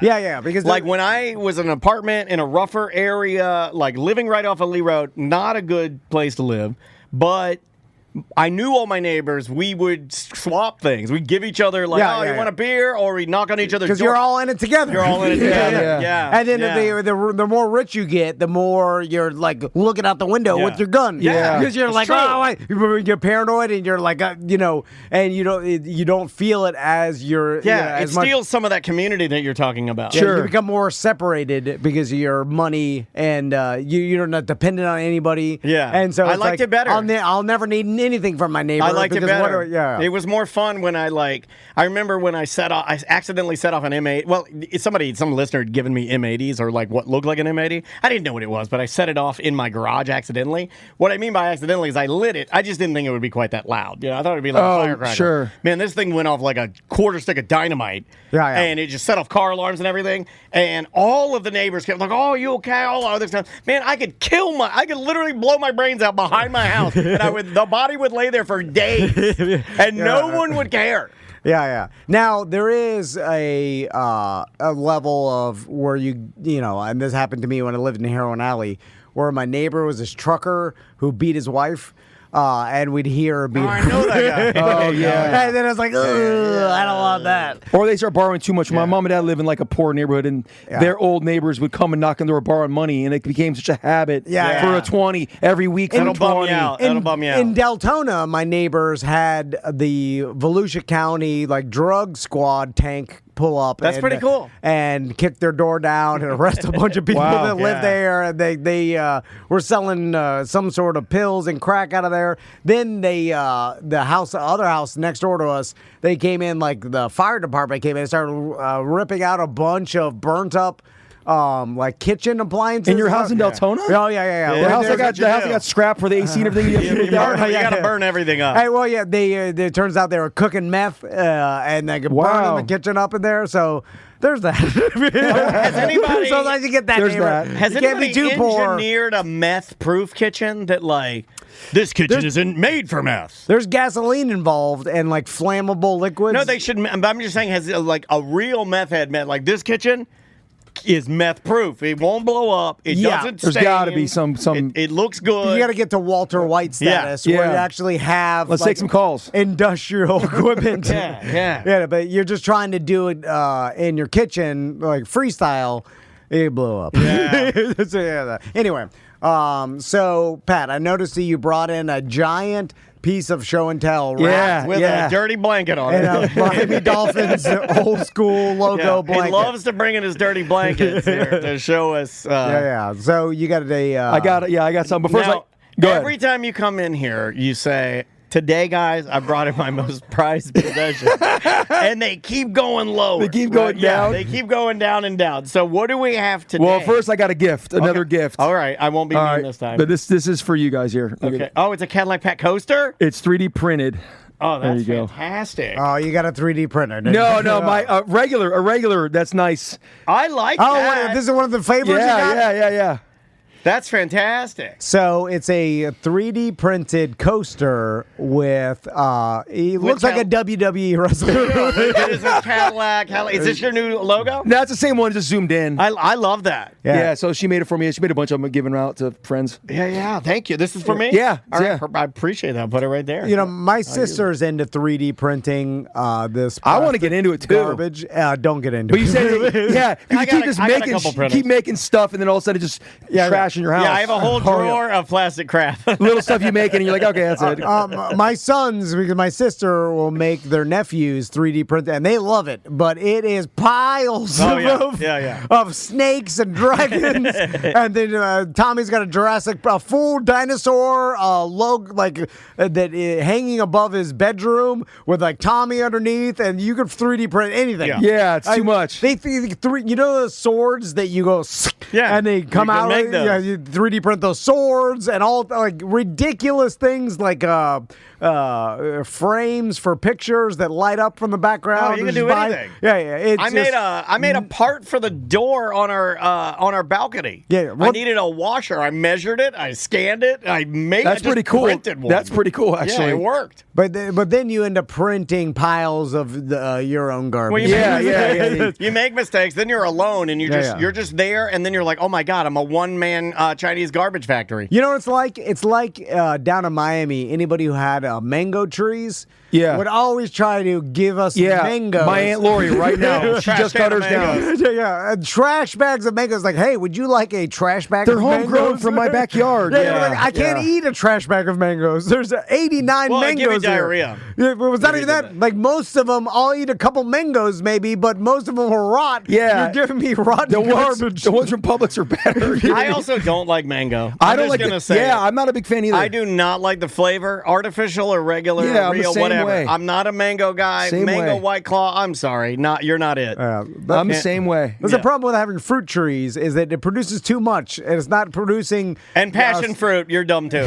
Yeah. I hate you, passion fruit. I'm not a guava guy either. Guava I don't for like me. it. Guava in a pastry only. That's it. Yes. Yeah, guava in a Latin the guava pastry. cream cheese or the Spanish ones are fried But up. I don't want the fruit. You got a fruit tree, and you keep telling yourself, "I wish there was a system where I could just go buy a couple of these every once in a while, and I want it for cheap." And I wouldn't have to water it. I wouldn't have to maintain it. And it dawns on you, what have you done? Anyway. All right, so we have this monstrosity on the couch. All right. We don't know what it is. Cadillac Pat always brings in something to show us. I bring in the heat. All right. It's on camera. Here we go. What is it? It's a giant.